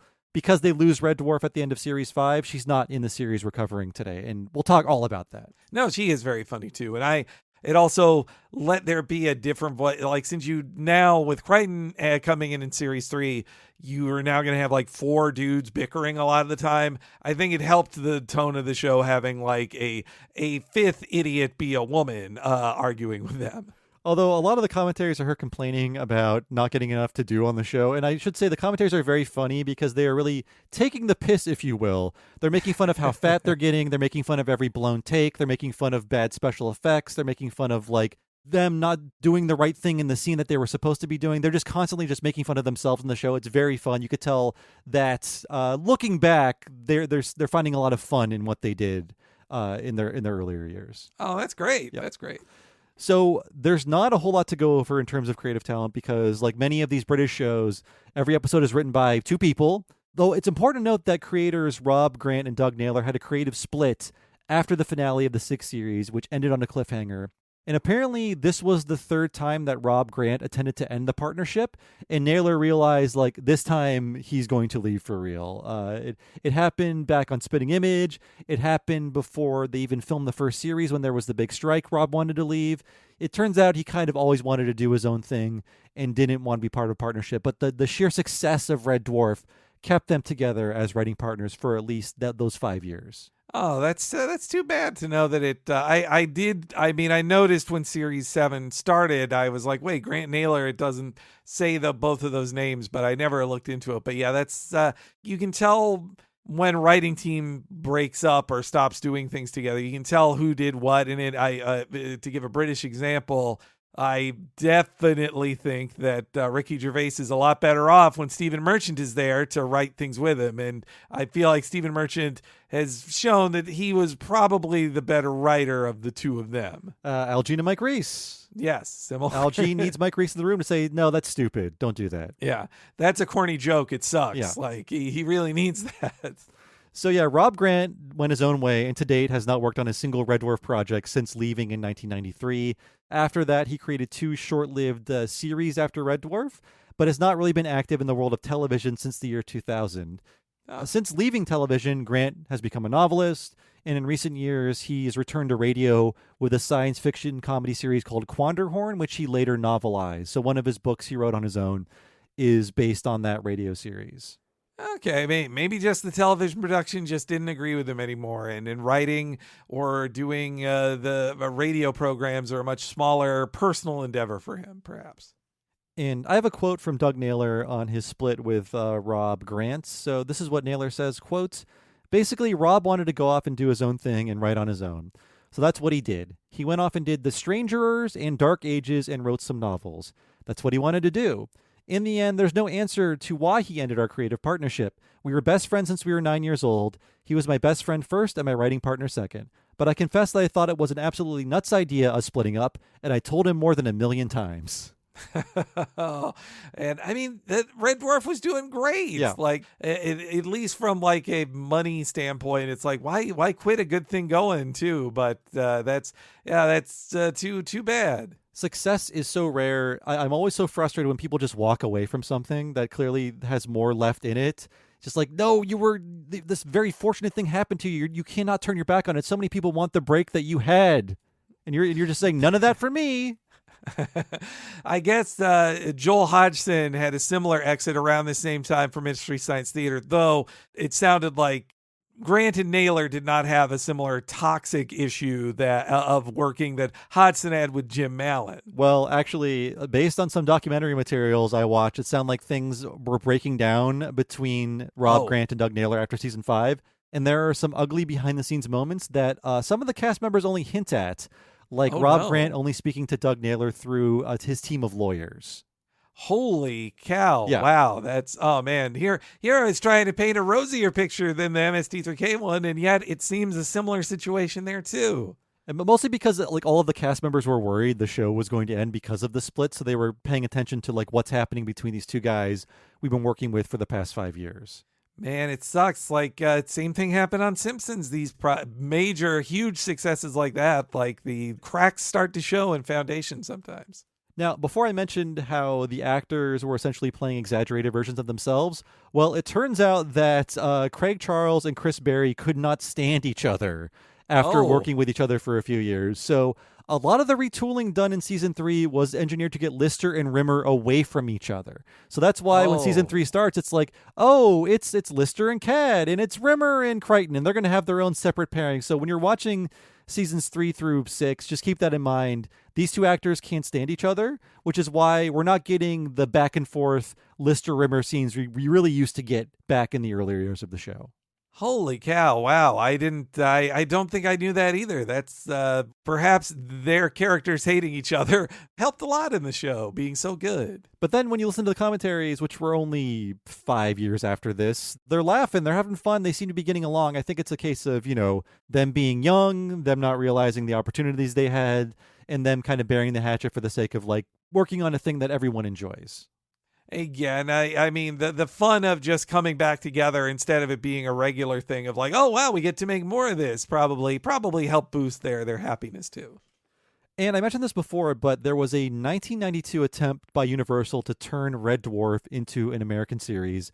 And at least 2 pilots were shot. One of them was a much shorter proof of concept that recasted a few people. So the full pilot is available in full on YouTube. And notably, Jane Leaves plays Holly a year before she would be Daphne on Frasier. Wow. But ultimately, the vibes are off. everyone is too handsome, especially Craig Bierko, who plays Dave Lister, and he's not really believable as a dirtbag. So if you watch this, it just seems so wrong because there is a tall, strapping, handsome guy with like a 5 o'clock shadow playing Lister. Also, he's white. And it just doesn't really fit. And there are some interviews on this subject with Llewellyn because he went over to reprise his role as Crichton. And he mentions Craig Bierko and Craig smiling at him with a big mouthful of Californian teeth. That was his response, because I can't believe he say it, as they used to say in memes, but you get a different looking kind of people on British television. Jim Gaffigan has made a few funny jokes about that. Like, these people would never be allowed on American TV. Yeah, that's I only ever saw photos from those the American pilots, and it feels like so missing the point. A similar situation happened with Clerks too. Yeah, they tried to make a sitcom version of Clerks before they eventually made the animated series. Yeah, we covered that too. Yeah. Yes. But we've covered a lot. The American version at least in casting, sounds like it totally missed the point of it. But you put attractive people on TV shows in America. That's the whole point of it. You have to end, on the SNL 50th anniversary, they had a great joke about how you have your third season veneers if you're on long enough. You can tell when the actors get enough money to fix their teeth. I don't know. Those creep me out so much because they have to saw down your little teeth into nubs to slap those on. Oh, it's horrible. Even though I wish my teeth, I'm working on my teeth, folks. I have things I want to fix with my teeth, but you're saying it like you've been getting complaints. but to know that if you wanted perfect teeth, just grind down into almost nothing your real teeth and then put a bunch of fake shit over it. It's pretty gross. So yeah, the creators worked on this pilot. Well, they went over to supervise, but they decided, well, this sucks. We're going to rewrite the episode, and all the actors like their version better. But they mentioned working with a lot of American writers. Like, a lot of American writers were brought in to make this happen because this was a very big show in the UK, and they thought they could make the transition in America because Star Trek was big again. So there was a market for this kind of a show. And they don't say who, but Rob Grant and Doug Naylor said that Simpsons writers came in to help them work on it. I'm not sure who it would be. This would be after they all leave after season 4. But they said they were viewed as being too negative. Rob Grant and Doug Naylor were being viewed as too negative. They were like, we had all these suggestions. We were trying to shoot down bad ideas, but people would say, oh, you're being too critical. We're trying to make this work. So for their version of writing the sitcom was way different than the American version of writing the sitcom. Oh yeah, well I mean too. It just production wise, like they didn't have to have a writer's room full of people. They probably had many fewer executives in their ear telling them what to do. And yeah, but the way to make a TV show, you can't just do 6 in a year in America back then. And you need a bunch of writers and also too, like, Americans, they just want to pay for the right to make something. They don't want to argue with the creators who say, well, hey, it shouldn't be that way. You're getting in the way of an American expansion, an American chauvinism there. It's a huge failing on their part that they couldn't make this work for America, because I feel like there was a market for this show. And then eventually we got Homeboys in Outer Space. And that is kind of like American Red Dwarf. No connection at all, but that is basically that it filled the gap that American Red Dwarf could have filled. For sure, yeah. Americans love sci-fi comedy. It's really too bad. I mean, if they had been like 10 years later, they could have sold it as a Sci-Fi Channel show that would probably have only had, 10 episodes a season or 13 tops, and they could work in that. And I think wrong place, wrong time, that it could only be on like network TV back then. Speaking of Simpsons writers, Homeboys in Outer Space had quite a few. That's right. Maybe Jeff Martin was that Simpsons writer on Red Dwarf. We can email him. I'm sure he wants to be reminded of that. Oh, yes. Hey, are you the guy they complained about in this story? So I should note that we Americans, I think we view Red Dwarf as a cult hit because it just was like a PBS show here that only some nerds know about. But that is only true for us. Like, when I was writing the description of this podcast on Patreon, I was like, oh, it's the BBC cult hit. No. At one point, it was the most watched show on BBC Two, period. It was a phenomenon in the UK. It was a very, very, very big show. I didn't realize it was that big. That's boy, all the more reason that he's shocked that Rob wanted to quit the show. Yes. I guess Rob wanted to go out on top, but Doug said there's room for more. And it should be noted that it was weird for a British show that wasn't a soap opera to go on for this many years. Yeah, to have as many series as that, and you could tell they got more and more money each season for bigger budget things. That should have told me that has to be one of the most successful shows, the fact that it keeps getting this many more series. Yeah, when you are the most successful show on a network in the 90s, you can keep coming back. They give you that license. No matter the cost and the difficulty of getting back together all of the original actors. So to wrap things up here, after the first 6 series of Red Dwarf come to an end, the show goes on hiatus for 4 excruciating years, and then comes back in late 90s for series 7 and 8. And yeah, when I got the cliffhanger as a 12-year-old, I thought, okay, what do I do? How do I see more of this? I can't go on the internet, type in Red Dwarf episode guide. I can't open an issue of Entertainment Weekly, look up Red Dwarf. I'm just like, wait, is there more of this? And then later when the internet comes along, I can Google. And then I never saw anything beyond Series 6, but then a friend of mine in high school was watching Series 7 and 8, and he was telling me all these things that made me think, I don't want to watch it. But now I'm hearing that they're fine. There's a little light on Rimmer in Series 7, but it's not as good as it was in the original, but you can adapt to some of the changes. So I'm looking forward to exploring the back half of the show, because there's Series 7 and 8, and then there's a decade-long hiatus. The show returns in 2009 with a 3-part miniseries. Then there's 3 more series in the 2010s, and finally a feature-length special in 2020, which is kind of a movie. Which was like released during the start of lockdown, I think. Right? So, yeah. Yeah. And there was going to be a movie in the early aughts, and in fact, they talk about it a lot on those commentaries that were recorded in the early aughts, but just things fell through. And that's another failing. Like, they could not capitalize on this enough to make it into a movie. That's nuts that it couldn't. Like, usually when you get to be that big as a BBC series, like to be one of the biggest, you do get a movie. Like Mr. Bean got more than one movie, but he got Bean. The Alan Partridge character I love so much, he got his own movie too. Like, they make it to movies of varying success, that just like a Mystery Science Theater, when you finally get to see it in a movie, or Star Trek, it's like, wow, they finally have big budget. They have a movie budget this time. What can they do? It's nuts. They never got a theatrically released movie. Yeah, back when everyone was still young. Yes, yeah. So if you go to the Reddit, you go online, everyone is asking, will there be more Red Dwarf? Well, that possibility was up in the air after that last feature-length special, because apparently creators Rob Grant and Doug Naylor were having some kind of undisclosed legal battle over the rights. It sounds like it was a battle to have equal rights over the Red Dwarf property.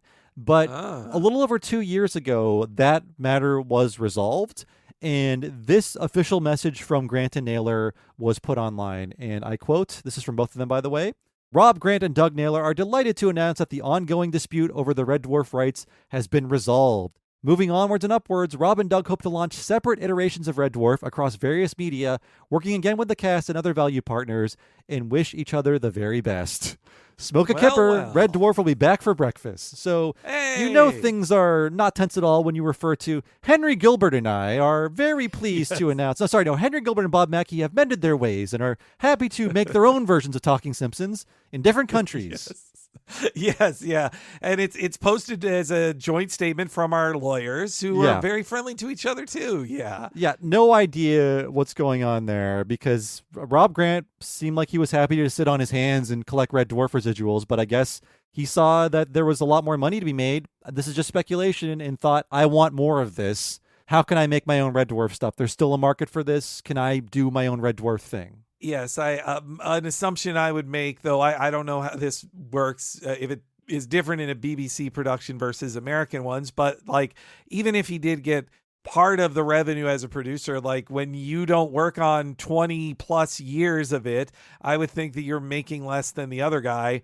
And also maybe he wanted to do stuff the other guy didn't want to do. And if I'm Naylor, I'm saying like, hey, you quit. Like, you don't get to make calls on this. And like, this sounds very similar to how there was the Boondock Saints. That third movie wasn't getting made for the longest time. The stars of it want to make it, but they don't want to make it with the creator Troy Duffy.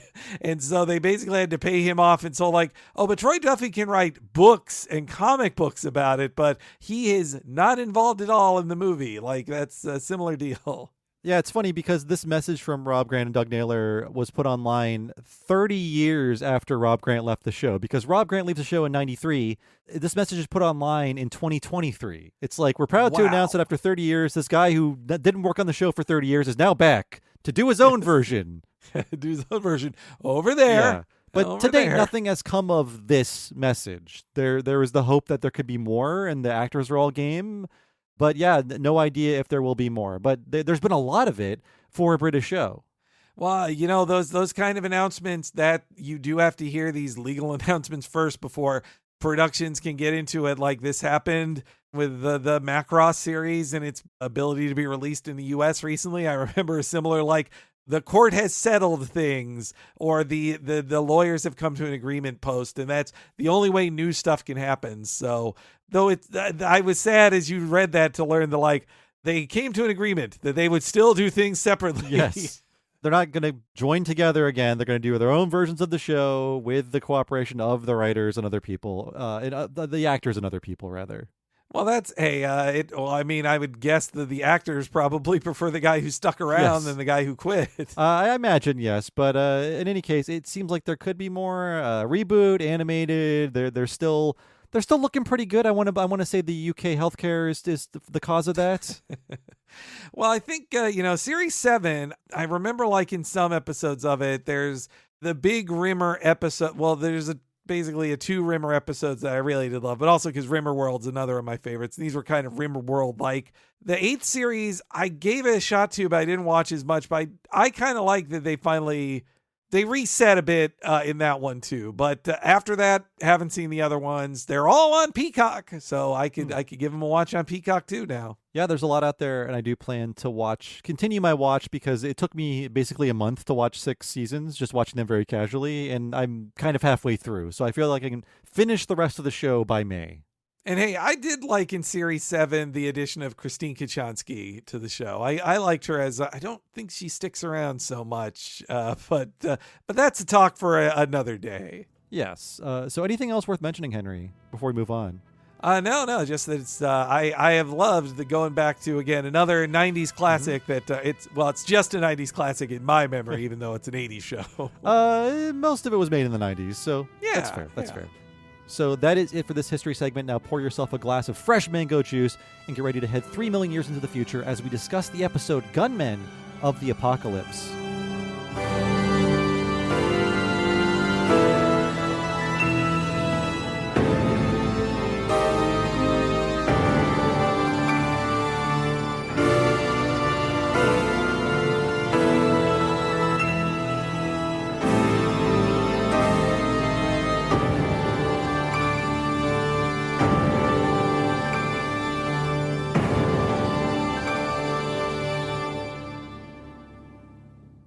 Captain's log, stardate 1992. Flight recordings are being sent to us by 3 important space vessels: the Liberator, the TARDIS, and Red Dwarf. It hasn't worked. What happened? Well, Lister altered the timelines. Give me the Star Trek wacko jacko. Where is it? I lost it. Absolutely ridiculous. Think of something. I'm thinking. Perhaps we could try a mind swap. Captain's log supplemental. I've agreed to the loan of my first officer's holographic mind print. Well, it'll take a few seconds for the timelines to sort themselves out, and then we'll see if it's worked. BBC Video have boldly brought us Doctor Who, Blake 7, and Red Dwarf. Well done, Mr. Spock. Hello, everybody, and welcome to the break for our What a Cartoon episode all about Red Dwarf. I am one of your hosts, Bob Mackey, a big smegging deal, and who is here with me today, as always? Still waiting for that smoked kipper for breakfast, Henry Gilbert. And yes, it is April Fool's Month. It is our live action month. We've been doing it now for, I think, like 7 years. And this month we are covering Red Dwarf. We hope you're enjoying it. And please check out the back catalog of our previous April Fool's episodes if you want to hear about, Get a Life, Strangers with Candy, sketch comedy shows like Mr. Show and Kids in the Hall, etc. But as for us, if you want to support us and get all these great shows 1 week ahead of time and ad-free, and then access to everything behind that Patreon paywall, head over to patreon.com/TalkingSimpsons and sign up at that $5 level. And when you do, you'll get all the podcasts once again ad-free and 1 week ahead of time, but also access to our vast, vast catalog of miniseries episodes. To date, we have covered things like Futurama, King of the Hill, The Critic, Mission Hill, and Batman the Animated Series, and there are over 200 miniseries episodes to date. And when you sign up for $5 a month, you get access to all of that stuff, 8 years worth of content, and also a new episode of Talking Futurama and Talking of the Hill every month. And again, that is happening at the $5 level. at patreon.com/TalkingSimpsons. There is a $10 level, too. If you sign up for that $10 level, you get all the $5 stuff, but also access to one very, very long podcast once a month, only for patrons of that level or higher. And what is that, Henry? Bob is talking about our What a Cartoon movie podcast, where we cover an animated feature film just as in-depth as we do an episode of Red Dwarf. And it's also live action month on our What a Cartoon movie podcast, because we are covering Looney Tunes Back in Action, another of the live action animated mashup films, and one that had a lot of problems behind the scenes that are interesting to dig into, and is directed and animated by some very good people, so it's interesting to see how their ambitions met the reality. But that's just our most recent one, and is basically the equivalent of like 3 podcasts in one that you get for that $10 a month. You get access to a gigantic back catalog that covers nearly 7 years at this point of What a Cartoon Movie, us covering all of Toy Story, all of the Disney Renaissance films, a ton of classic Disney films, and lots of other live action films before this too. Like last year we did the Teenage Mutant Ninja Turtles, and the year before that, Little Shop of Horrors from 1986. Please head over to patreon.com/TalkingSimpsons to see all of the previously released movies, in addition to all of the ad-free bonus content Bob mentioned that you get at the $5 level, which also is included, of course, in that $10 level at patreon.com/TalkingSimpsons. And if you've never been on Patreon before, it's so easy to sign up. Just head over to patreon.com/TalkingSimpsons. Sign up for whatever level you want, and then you can use your podcast app or device to listen to all of our bonus podcasts the same way you listen to all of your free podcasts as part of your podcasting lifestyle. But that is it for our little ad break. Now strap on your AR unit, select your character, and get ready to head to the Old West as we explore Gunmen of the Apocalypse.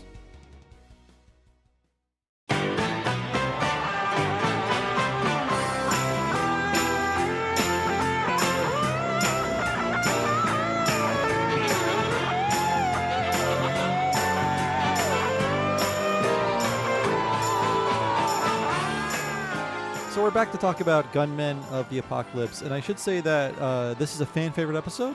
It is one I like. It's not one of my favorites, but I think it really shows off what the show can do. It involves every character in equal measure. Some episodes I like are more dialogue based, but they will often like exclude a character from the main plot line. This one incorporates all of them, and it has a fun reality bending scenario that also takes everybody outside for a little bit, which is nice.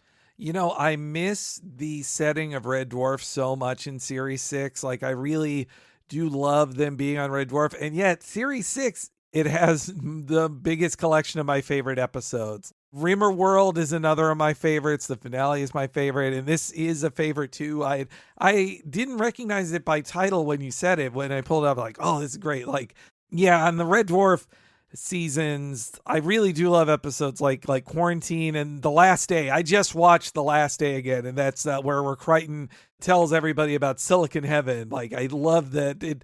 Now it's such corny jokes, or it feels corny to be like, oh, you're an atheist comedy, but it really was pretty cool in the 90s. Yeah.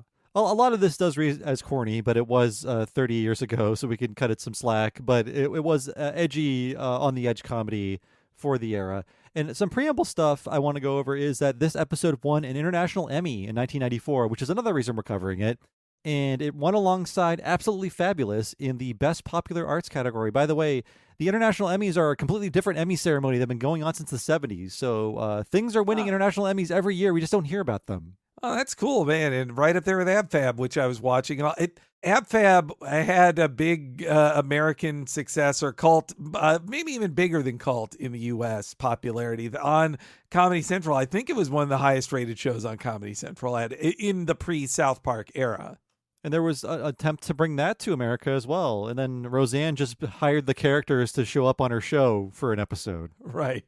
In this episode, the Old West stuff is filmed at Laredo, which is a Western reenactment town outside of Kent. And it's still there to this day, though they lost 1/3 of it in a fire in 2022. Though, based on their official website, it sounds like they're rebuilding and thriving. So you can still go to Laredo and see some of the sets, which kind of look like they do in this episode. Oh, nice. I wonder how many Dwayne Dibley-looking guys go to Laredo only to see the Red Dwarf part of it. Although I believe the one interior we see is a set that has nothing to do with the Old West town.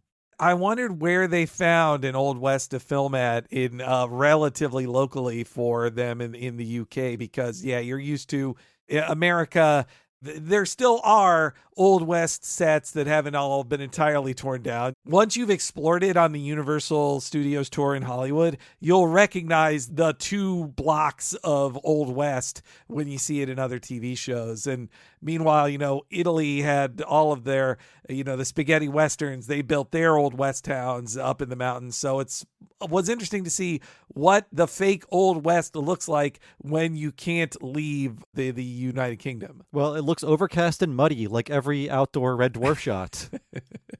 Yes, the famously overcast and muddy Arizona. That's right. By the way, that's the weather I thrive in. I'm not making fun of it, but every shot is so bleak whenever they go outside. There's no natural sunlight anywhere, except for one scene in this episode. I was shocked to see the sun. But this is a great sampling of the show because you get so many of the high concepts that they dealt with. It calls back to some other stuff. Every character gets a fun thing to do. And not only is it arguing on the ship, but they get to go to a couple new places and try on different personas. The one anecdote behind the scenes is apparently the head of art and culture at the BBC received the script, and then she ordered the production be stopped immediately because she feared it would be too expensive and time consuming. But by the time they got her memo, they had shot and wrapped production, so they didn't have to listen to her at all. This looks like one of the more expensive ones because it has an outer space fight and then Old West action too. Yeah, I guess there's a miniature shot, and then they actually have to go outside.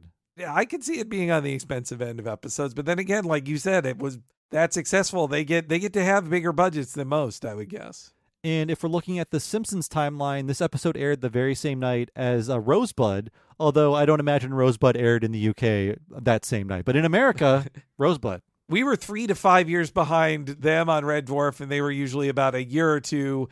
Whenever this would be in the Sky years of Simpsons, I would guess, before the reruns started getting on the BBC. So the show begins with a very montagey opening full of the wackiest bits. It's really letting you know that this is a comedy. Forget what you've heard about series 1 and 2. And the rock and roll theme, you immediately hear a guitar solo wailing. So again, just check out series 1 and 2 to see how starkly different that opening is, even though the show is a comedy back then as well. That theme song is I love that theme song so much. This episode doesn't have the lyrical version over the credits, so I just want to say those lyrics, I sang it all the time until reading lyrics later. I always thought it was fun, fun, fun, far, far, far, not just fun, fun, fun repeated over and over again. And I think one of the early questions online is, what were they saying in the Red Dwarf song? And it is goldfish shoals nibbling at my toes. Again, I thought it was goldfish and souls, meaning a different type of fish, nibbling at my toes. But I love it. It's one of my favorite things in comedy is near suicidal depression being expressed via poppy fun songs. It's always funny to me, and having a song about a death drive of wanting to basically, you're alone and there's nothing outside and you want to fly into the sun drinking mango juice. I love that.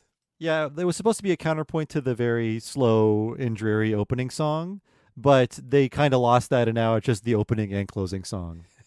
Yeah, I guess in that original slow opening version, you do at least hear the more orchestral dun dun dun version of it, right at near the end.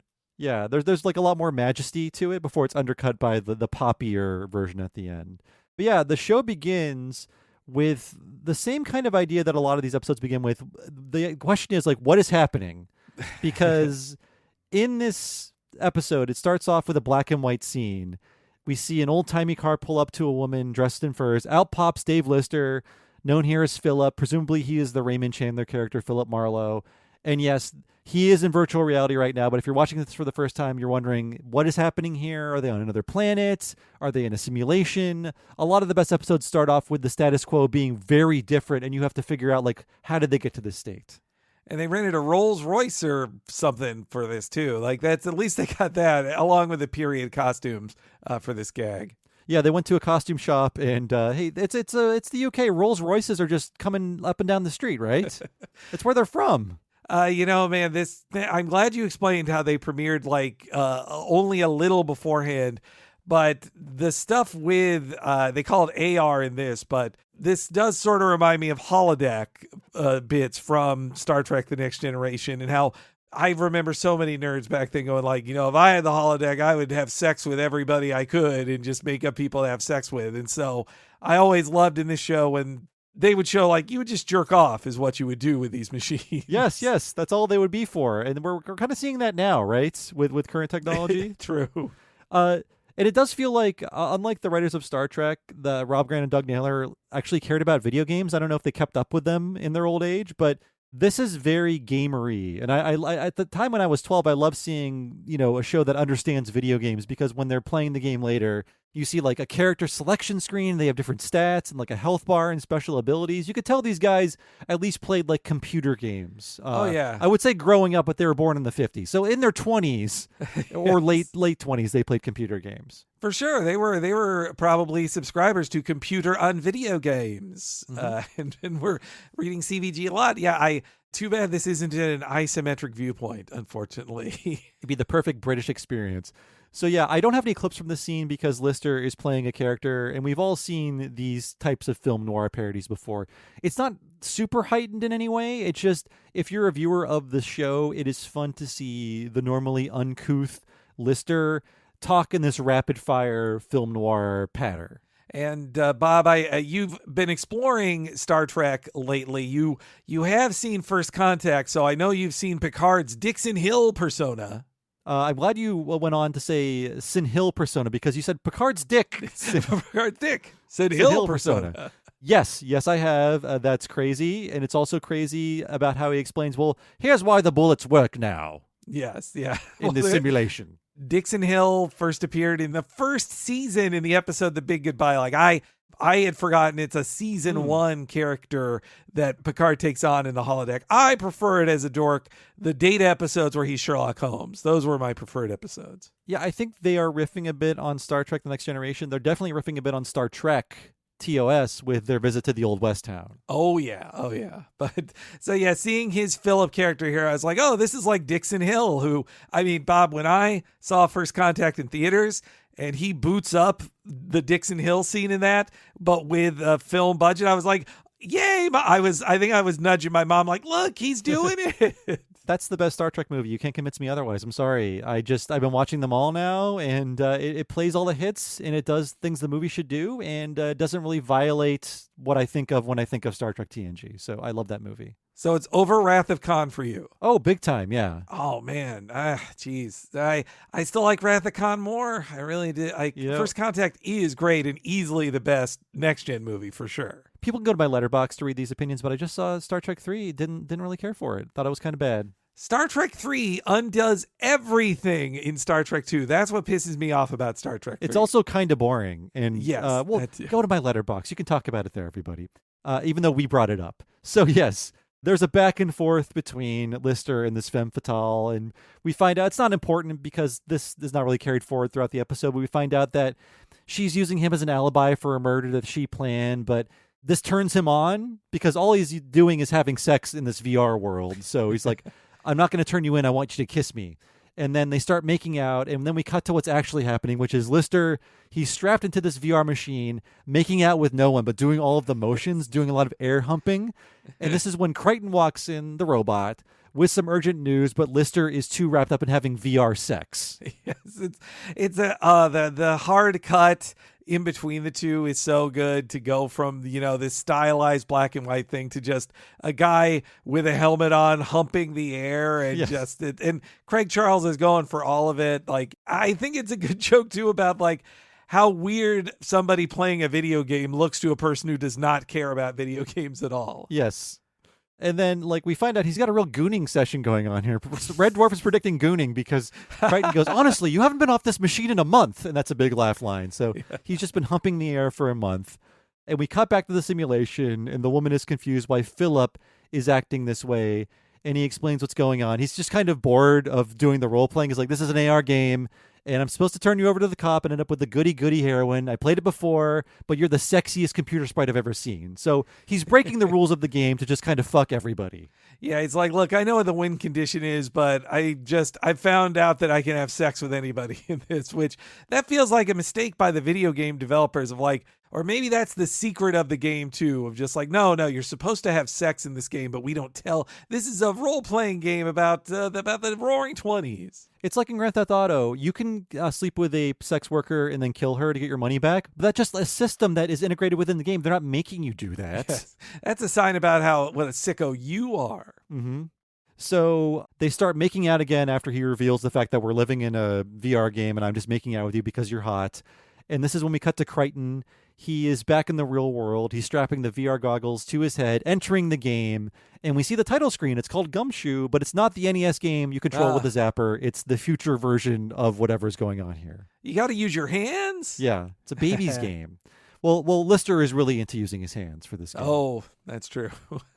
So, we're given the sense that these characters, the writers know what video games are because you get to choose your character, and he chooses Sammy the Squib, but he's not that invested. He just wants to talk to Lister. He doesn't want to play the game. He's like, oh, I guess this one is fine. But we see that there's 4 characters you can play as. I like how he goes, it's all so frivolous. Yeah. Like he would never play a video game. And I noted that, again, we see the character stat screen on the screen. That is very, very high-level nerdiness for 1993. For a joke in a sitcom in 93, to even go that far beyond press start to play is a crazy level of nerdiness that people were not seeing on TV at the time. You're right. Yeah, if you saw a video game that looked any better than Pong on a TV show back in 1993, it's because nerds were writing it.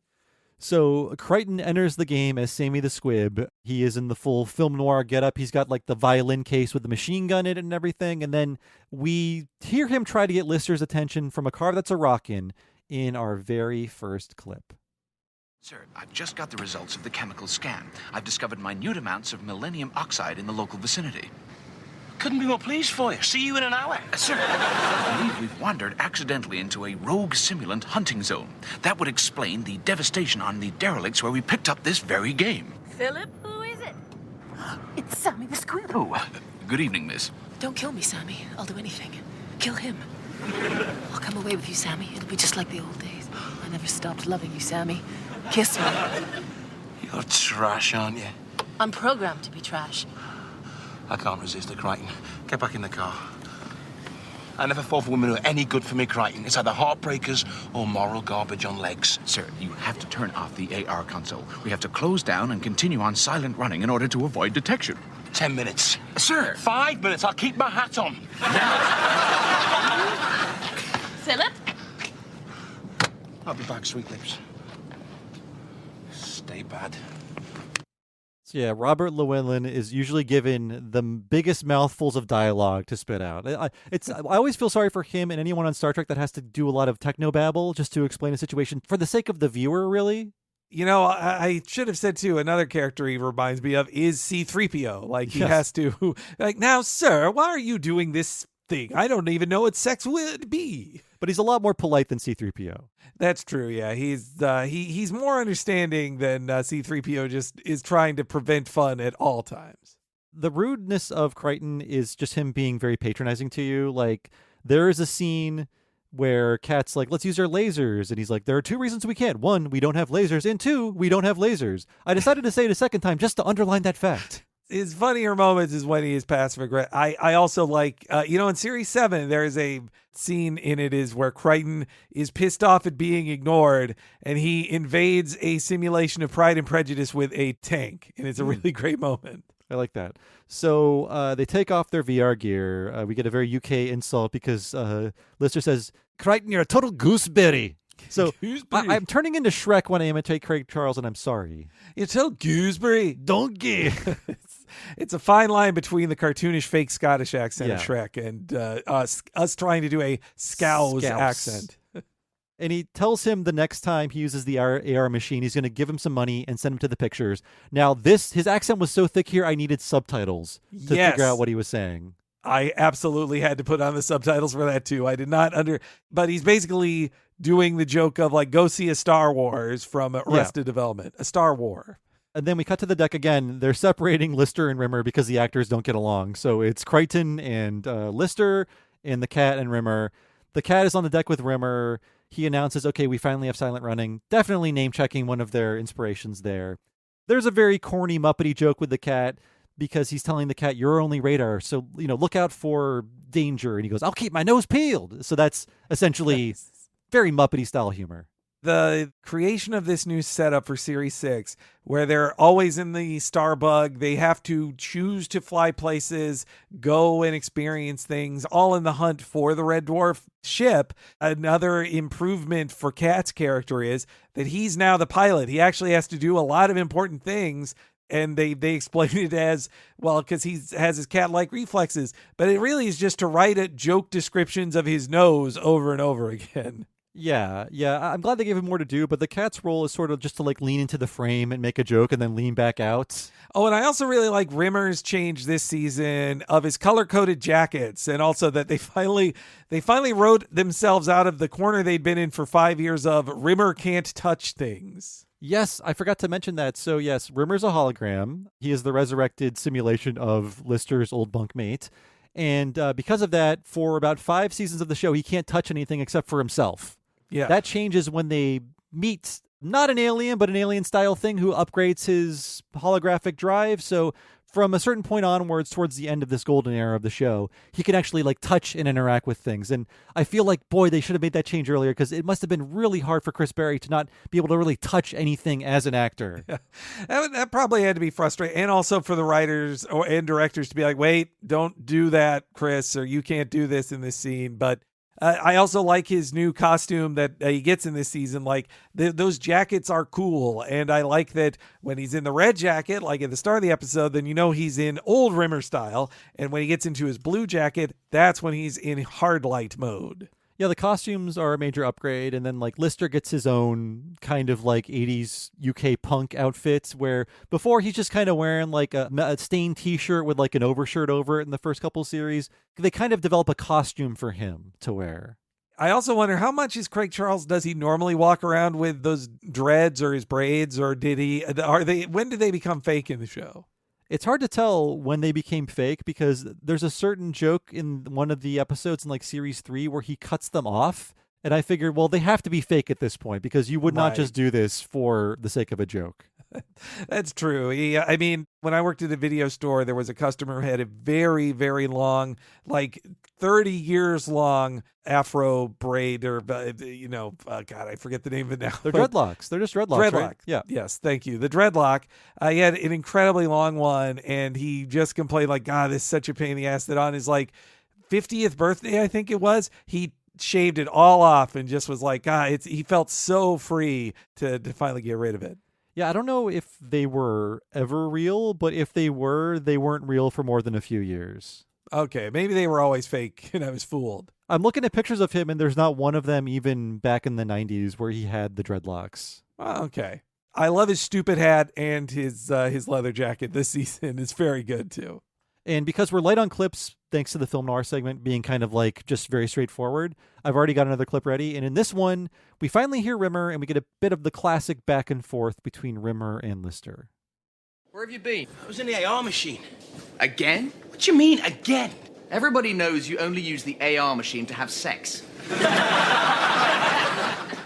is not true. Yes, true. It's pathetic watching you grind away. Day after day, you're like a dog that's missing his master's leg. That groinal attachment's supposed to have a lifetime's guarantee. You've worn it out nearly 3 weeks. As an outrageous, scandalous piece of libel. I don't just play the role-play games. What about the sporting simulations like Zero-G kickboxing and Wimbledon? You only play Wimbledon because you're having it off with that jailbait ball girl. Here's another total lie. She's not jailbait, she's 17. Lister, she's a computer sprite, and surely that's the point. She's just a load of pixels. Yeah? But what pixels? What's all the hullabaloo? We wandered into rogue simulant country. Biomechanical killers created for a war that never took place. Some of them escaped the dismantling program, and now they prowl around deep space searching for a quarry worthy of their metal. So they're not aliens, by the way. Nope. They're created by man, and they were not dismantled. They escaped, and now they're kind of their own thing. You know, I hate when jokes in episodes make me have to Google things like legal age of consent in the UK. What? I chose to not do that because I was afraid it would come back to haunt me in some way. Well, I went to a Wikipedia page for it, so I was like, hey, that's my defense. But yes, apparently it is 16 there, so that is why 17 is not jailbait as Lister. I'm assuming in Lister's reality, those laws are the same. Still creepy, but hey, it's simulated. But he's fucking everybody in every game. Yeah. It's it also compliments to Lister's or Craig Charles's high kicking ability. He does a really good kick. I was impressed by that when he's talking about the 0G kickboxing. And the groinal attachment. So he's I'm assuming we didn't watch him take that off after Crichton turned off the machine. I think it needed to be put in like the sanitizing setting on the dishwasher. You know, I wonder how different it is from the one of those machines we saw from the recent found footage fest. They had that in their clip package. The penis pump. Yes, the penis pump. But actually, we've been in the same room as that penis pump, haven't we? Didn't they bring it to your place, to your apartment? Yeah, when we recorded with them. Yeah. Yes, yeah. I thought so. We're talking about the found footage festival, right? Yes. Not just random people bringing penis pumps to your apartment. I have other stories of people. No, I'm kidding. So yes, Rimmer suggests they abandon the pursuit of the Red Dwarf and flee the zone. A reminder to viewers that this season has a distinct purpose, and that's finding the Red Dwarf. It won't be disclosed until later what happened to it, but we know in season 6 they are chasing it down, which gives them a goal and also episode-to-episode continuity. The continuity of the season is great. Like the next episode is Rimmerworld, and it follows up on the plot of this one, of the simulants. They meet the female simulant again in that episode. Like, it's a great narrative arc for the whole season. Like, that's another one that makes Series 6 so good.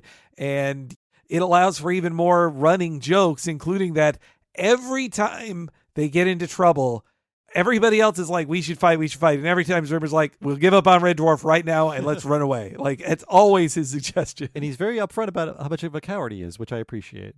Actually, if you like Rimmerworld, I think there's an episode called Terraform, which I think is a better version of that. It's where like a planet terraforms itself to basically represent Rimmer's psychology, his brain. And he lands there, and essentially, just like in Rimmerworld, he is tortured by versions of himself. Oh, and also in this, isn't it in Series 1 where he just makes a second of himself and he comes to hate him too? Yes. And also, it turns out like Rimmer is so poisoned and broken, he can't even escape to fantasy because in the Better Than Life episode, he tries to live out a fantasy, but everything goes wrong for him. God. Man, I love Rimmer so. He's my favorite character. He is. Oh, he's mine too. I think it's just because he is the funniest character where the most comedy comes out of. So yeah, he wants to escape. Then we get a really Star Trek-y scene because the cat picks up something via his natural radar, his nose. Crichton powers up the ship. Rimmer reports that the scanners are detecting a battle-class cruisers on intercept, and he, because he's Rimmer, says recommend immediate, total, and unequivocal surrender. So that's where he wants to go. He's great at saying these things very quickly too. I wonder how much, well, especially they all have these things in front of them. You know, I wonder if they have any of their lines in front of them to help with this. It sounds like they did a lot of the time. They don't call them cue cards, they call them dummy cards. Huh. And on the comment, they're like, oh, I needed a dummy card for that one. That has meaner connotations than a cue card. The Brits take acting as more of a job, you know, it's like turning a wrench, basically. Well, I guess, yeah, in classical acting, it's like you're expected to be off, but I guess it would be seen as more disrespectful. Like, you didn't learn your lines. How dare you? You're an actor. Get him a dummy card. So Crichton is saying to Rimmer, no, surrendering would be the worst possible thing because simulants despise all forms of human life. And of course, he sets up a joke because he says, they believe you to be the vermin of the universe, sir. And this is when Kat says, I didn't even know they met him. So bam, back and forth. A lot of good punchlines here. And then it sets up to like, okay, then we need to have the least human looking, which there's only one human on the ship. Yes, Listy, the mic's all yours. So Rimmer takes another chance to slam Lister. But Lister has an idea, and he rounds up Crichton and Kat to help him with a plan, leaving Rimmer behind on the deck. The simulant appears on the screen and again asking, why do you delay? And he gives them 1 minute to state their species and purpose. And I love how their answer to Star Trek aliens and forehead appliances is just a separate set of eyebrows. There's nothing else going on with these aliens. Well, they're not aliens, but they're alien-esque.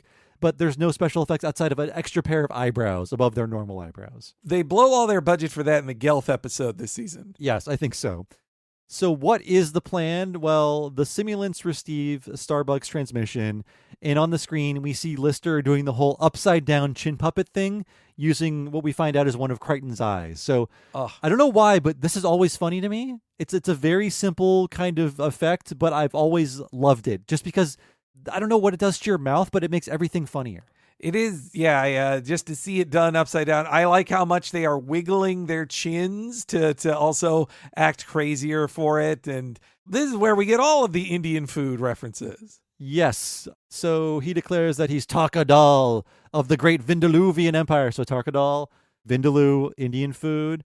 Then we get Bindi Bhaji, which is cat, which is another Indian food dish. 2 of these I have not had. But I have had Vindaloo before. Now, again, this, like, in the 90s, totally flew over my head. I mean, there is, like, in most areas in the U.S., it might have been hard to find Indian food in, like, 1996, but you can find them. I think it has spread a lot more since then. But, of course, there's colonist and colonial reasons for why British people knew Indian food a lot better in the 80s and 90s than Americans did. Yeah. To me, based on the references in the show, I feel like it was viewed as Americans view Chinese food as like a cheap thing to eat. And viewed like something the lower classes would eat, someone like Lister, because obviously a lot more Chinese immigrants came to America and there were a lot more Chinese restaurants. There was even one in my crappy town. But I had to wait until I moved to a college town to eat Indian food. And I thought, like, why were you hiding this from me? This is so good. And I love Indian food. And then I watched Temple of Doom recently and I thought, oh, this is why. This is why I couldn't have Indian food until I was like 26. This is why when Apu makes it for the family, it destroys their mouths. They can see through time. And I recommend, Henry, you try more Indian food because it makes vegetables delicious. I need to go out and do it more. It is like a once a year type thing. I should be adding it more. I'm sure there's a ton of great ones around here, especially because there is enough Desi population or in the area I live in Bellevue that my local theater shows many Indian and Pakistani films at our movie theater. So I have to think there are a lot of great Indian restaurants around here. And a lot of great vegetarian dishes. They can do things to a bean that would blow your mind. I'm serious. Okay, you know what? Maybe that's going to be my takeout order tonight, or this weekend. I'll go inside one, even make a day out of it. Report back, Indian food adventure. So yes, we have Tarkadal, we have Bindi Bhaji. They're communicating with the aliens, but they're essentially just upside down chin puppets. They think this is going to fool them, but the simulant beams to their ship just as Lister announces his people's plan to exterminate the human race, and the jig is up. I love the gag here because they peel Crichton's eyes off of their chins. They hand them to Crichton. Crichton sticks the eyes in his head, and then he does the double take at the alien. Oh, that's so great. And it's such a cheap effect, too, because Crichton, he just has his eyes closed the entire time. He just rubs his eyes and then is like, oh, I put my eyes back. And he's clearly still holding the little eyes that were handed to him. Yeah, they realize what they can get away with just through simple like stage techniques. Like, we don't need a separate take without the eyes in his hands. You understand what we're doing here. And in acting, well, I like how Lister and Kat poorly try to nonchalantly put their hands near their chins to remove the eye without acting like it. It's very badly done on their part. And so the simulant looks around the ship, remarks how everyone is some type of human. It's like Lister is a human, the cat is like a human-style creature, Rimmer is a human-style android, hologram, and then, of course, Crichton is a human-style android. So it's all what they hate to see. And in service to humans, too, right? Crichton is like, it's that he's in service to humans, so he's selling out the simulants. And he's shaped like a human, which doesn't help. And then finally, Rimmer strolls out to greet him in our next clip. I've no idea who you are, but boarding this vessel is an act of war, ergo we surrender. And as prisoners of war, I invoke the All Nations Agreement, Article number 39436175880932-B. 39436175880932-B? All nations attending the conference are only allocated one car parking space? Is that entirely relevant, sir? I mean, here we are in mortal danger, and you're worried about the Chinese delegates bringing 2 cars. Can't you let just one go? I was talking about the right of POWs to non-violent constraint. Well, that's 75880932-C, sir. It's embarrassing as much as anything else. Here you are, totally humiliating me in front of this xenophobic, genocidal maniac. No offense. Primitive. You'll be no sport at all. I have no alternative. It is very Rimmer-like to basically show the enemy his belly, but also still insult him. Yes, yeah. And also how he goes, no offense, like puts his hand out. That's great. Also, I would never make a mistake like that and need to be corrected like Rimmer does here. That's it's a great running gag, this whole series of him. Yeah, where Rimmer wants to cite a Space Force ordinance or Space Corps ordinance or whatever, and then he always says the wrong thing, and Crichton's like, why did you mean that, sir? This is what the rule actually means, and then it's a big joke. It always would be such a silly thing. Like, it's an excuse just to have Crichton say, what, this silly thing? Why would you care about that? And yeah, usually it's the Space Corps directive or whatever. Right. Yeah, and usually it is very 90s Mad Libs, like, but sir, why would you need a chicken and a rabbi at this hour? There's a little of that in this episode. I think, too, in another one in Series 6, they say, like, we're going to be bouncing around like a sweat droplet in a exercise coach's buttage cleavage. Yeah, there's a lot of, like, extended metaphors and also just, like, multisyllabic insult clusters in this show. And in Rimmer's defense, he said all those crazy numbers right. He just said B instead of C. That's all. I'm with him. Crichton could have just let that one go. Well, they don't have iPhones yet in this universe, so they can't just look it up. Crichton is an iPhone. That is true. I'd rather have a Crichton than an iPhone. I check it less often. So what we heard is a bunch of zaps. So the simulant zaps all of them with his gun, and they all awake on the deck of the Starbug. Rimmer fades back into existence, and then they check the computers and realize they've been out for 3 weeks, and Crichton remarks that, several elements of the ship have been upgraded, and Rimmer notices that they're now armed with laser cannons. Kat only notices they've got rid of the squeak on the seat tilt control. Yeah, I like that the Starbug is such a loser machine. That's something I like too, that it's terrible. And so for it to be able to have a cool Star Trek style space fight, it needs to be upgraded for 3 whole weeks by the enemy. Yeah, and part of the Series 6 is how they are just constantly scavenging. And in one of the rooms, you can see the urine recycler where they're just getting drinking water from pee. Right. Or urine recycle. Yeah, urine. Yes. I had a feeling that the guy who played Crichton was not American when he said condom. Right. Yes. Yeah. That. Or when Kat is Dwayne Dibley saying thermos. Yeah. Like, or yogurt. Yeah. Yogurt. I didn't look up many of the other actors in this, but I did look up Dennis Lill, who's like Death and this guy. Yeah, did you look up him? I looked him up, and he's gotten a ton of work as a character actor. He's still alive. I couldn't pull out anything like super notable, but he's worked a ton. The only interesting thing I found for him was not even a real... His role in Batman 89 is a nothing role. Oh, yeah, because he was on the screen, and I think like Barry's like, he was in Batman, wasn't he? Or something like that. Yes. So in Batman 89, the Michael Keaton film, it's a memorable moment because it's the drawing of the man bat that they're like, have you seen this guy? And it's a man bat because they don't realize who Batman is. He's the cartoonist. Dennis Lill plays Bob the cartoonist who draws that. And apparently he ended up with that job just because that was supposed to be the cameo for Batman creator Bob Kane, but he couldn't make it. So they just got Dennis Lill to play that character. When he said his name was Bob, I was like, they're doing Bob Kane, but I didn't know Bob Kane was supposed to be in the movie. Yeah, he took Bob Kane's cameo in the movie because he was unavailable. So they just got a British guy local for it. And they filmed that in the UK, right? Yes. Yeah. At least the first one. I mean, because Tim Burton, I wonder if that's around when it started, but he basically just lives in the UK from then on. The second one as well. They use the largest indoor sets possible in the UK. Right. Yeah, that the probably the same place where they filmed this is going over old trivia we've talked about before, but Little Shop of Horrors has those dental pieces of equipment because they filmed there, and then Batman 89 filmed there, and those same dental equipment is used in the Joker mirror scene because they were still on set, the props from the dentist. Oh yeah, I forgot about that trivia. They're all sharing props, these cheapo movies. and hey, Dennis Lill, his wiki page said he was a New Zealand-born British actor was his descriptor. So congrats for making it out of New Zealand. Yeah. Seems awful. No, I really want to go there.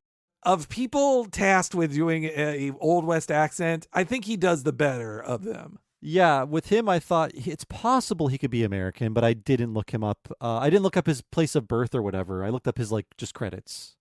So we find out what has happened. Essentially, the simulants knocked them out and then upgraded their ship to give them a fighting chance to make hunting them more fun. And the associate of the simulant tells them they have 2 Earth minutes before they start their attack.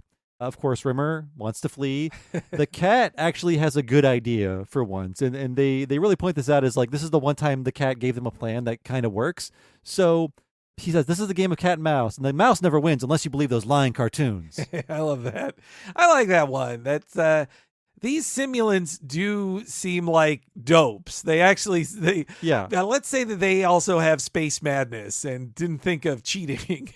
Yeah, because they lose pretty easily. And then we get I just wrote this joke out because it's so Red Dwarfy in terms of the construction and the kind of mad libsiness of it all, where the cat's like, we have to strike. It's the last thing they'll be suspecting. And Rimmer says, no, the last thing they'll be suspecting is for us to turn into ice skating mongooses and dance the bolero. Big laugh. He's like, and this is almost as stupid as that or something, right? Yeah. But I mean, in the 90s, I loved that kind of Mad Lib comedy. Now I do look back on some of it as just oh, this is monkey cheese. Just describe a silly thing. Yeah, and then you get this was the style at the time, and it's a little groany and a little corny now. But then you have Deadpool doing the same thing, but it's shut up, you puke eating fuck cluster garbage cunts or whatever he says.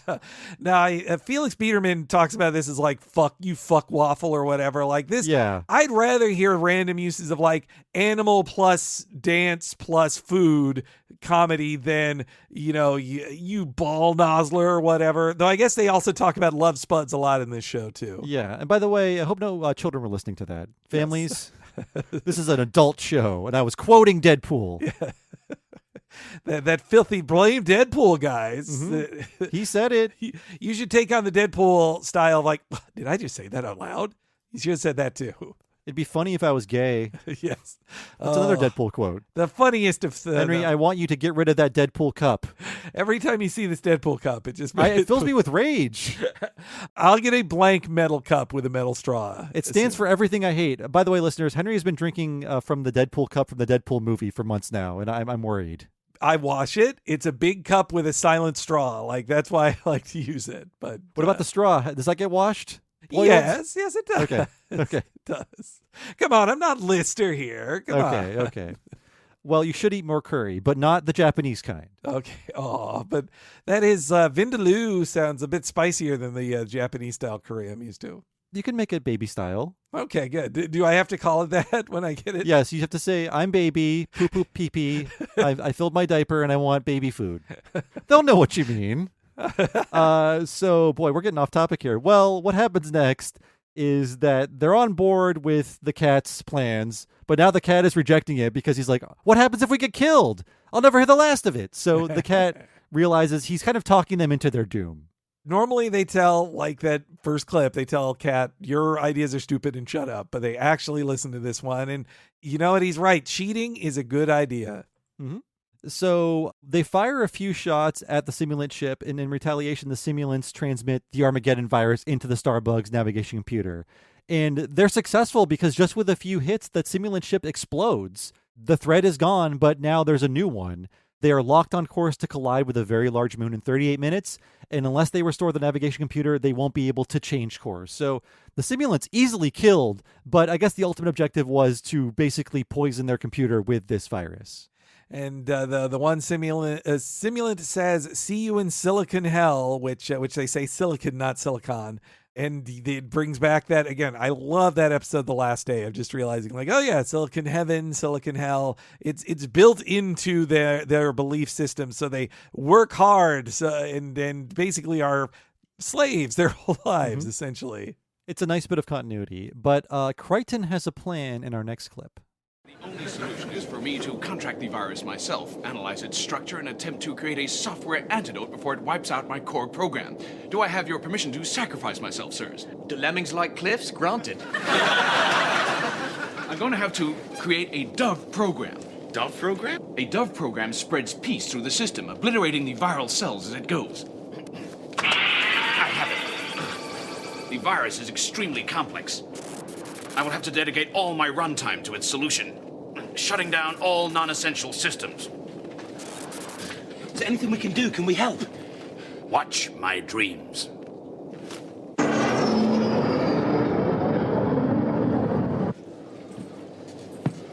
"23 minutes to impact. Any change?" Getting worse. Weaker and weaker. Look, sooner or later, we're going to have to face the fact that we're not all going to get out of this in one piece. Or if we are, it's going to be one big flat piece. And it's time we decided who's going to take the one-man escape pod. How? Well, if you'll just bear with me, I think I've devised a fair and equitable system of choosing who should survive. It's based on age, rank, seniority, usefulness. To cut a long story short, it's me. And I guess we see him take that escape pod in a few episodes with Rimmerworld, right? Oh, well, it's an escape pod on the simulant ship because we learned this escape pod's wrong. Yeah. They returned to the ship to get supplies. So it's a bit of like very close episode continuity.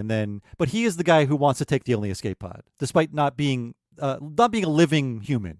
I mean, that doesn't matter to Rimmer. I love that scene in Rimmerworld where Lister is talking to him, but trying not to tip it off, is like, really, you don't want to do this. Think of everything we've done together. Does that mean nothing to you? And Rimmer just turns his back and just runs. Yeah, because he's being confronted with the female simulant, but he's actually talking behind her back to Rimmer, who's escaping. And by leaving, it also left them to certain death. And then when he talks to him next time, he's like, well, guys, it looks like my plan worked. To distract them or whatever. I forget how that shook out. Yeah. Oh, I distracted them. Yeah. Yeah. Well, yeah, Rimmer wants to escape. He points out that, I'm just as stunned as you, but I called for a recount and blow me, I came out the winner again. Blow me. Yeah. Also, do lemmings like cliffs? Clearly, they don't have Snopes in this future. No, this is a dark future without Snopes. We know the evil Disney company forced those adorable rodents over a cliff, which started a long trend of thinking lemmings were suicidal. I think that was one of the first Snope things I looked up. The very first Snopes things I looked up, I believe, was did you hear that Aladdin says to Jasmine to have sex? Like, I was like, no, they don't. And thankfully I could go to Snopes even back in the 90s and show friends that that's bullshit. Yeah, the misheard line of dialogue was good teenagers take off their clothes. That's it, yes. And it was really hush kitty, now take off and go. It's just like sex, being SFX, all those. This is what Snopes was made for. And to ruin every party. Yes. And now we can take that to us at every party in a phone, too. Mm-hmm. But and hey, here's a clever thing I wrote down. By saying watch my dreams, we learn that androids dream of electric cowboys. That's true. There's not one damn sheep in this entire episode, though. They've got no money for the sheep, I guess. So Lister breaks the bad news that the escape pod escaped last Thursday because he was having a few beers, used the release mechanism as a bottle opener, and went off into space. So I guess there is no escape pod on Starbug anymore. I think he makes sure to say that, like, well, I was too lazy to get up. Like, the bottle opener was across the room or something. He could have opened it normally, but he didn't want to get up. Rimmer declares we're finished, and then suddenly a transmission comes in over the view screen of the machine that Crichton is strapped to. And we hear a player piano plunking out the Red Dwarf theme. We push in on Old West Town, and like all the outdoor shots in Red Dwarf, it's very overcast and bleak.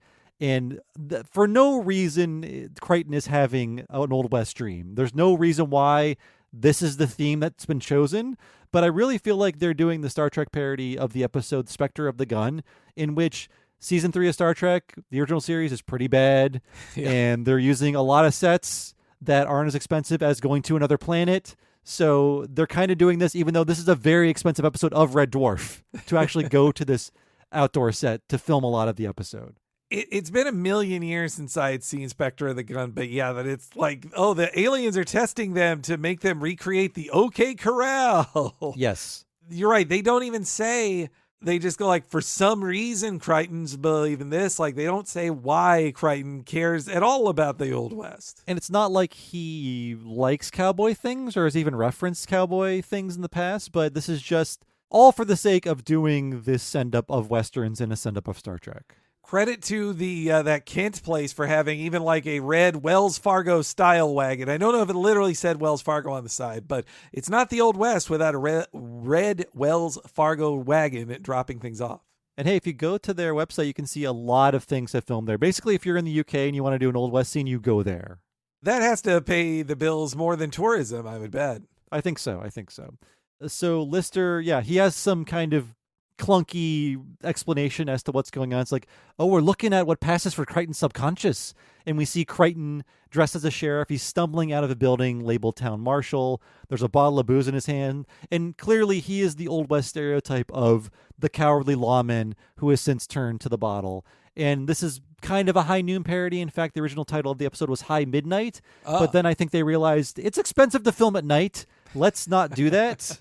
Yeah, it has so many pastiches. I was shocked to see that. I was like, oh, this has to be like they were inspired by the film Tombstone coming out, and I was like, no, this was before the movie. Tombstone came out in '93, but certainly wouldn't have influenced this. But Tombstone was just the most recent of like the gunfight of the OK Corral had been remade. So there's 8,000 movies about that one specific gunfight. You know, that corral, it's just okay. I don't get it. Not worth revisiting. Why kill each other over it? Yeah. If it was the Great Corral, sure.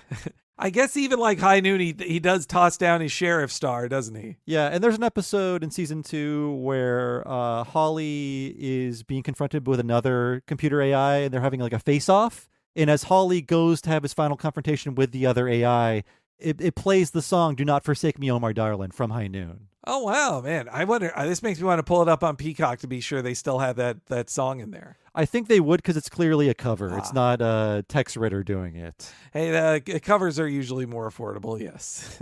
So yes, we have this Old West send-up.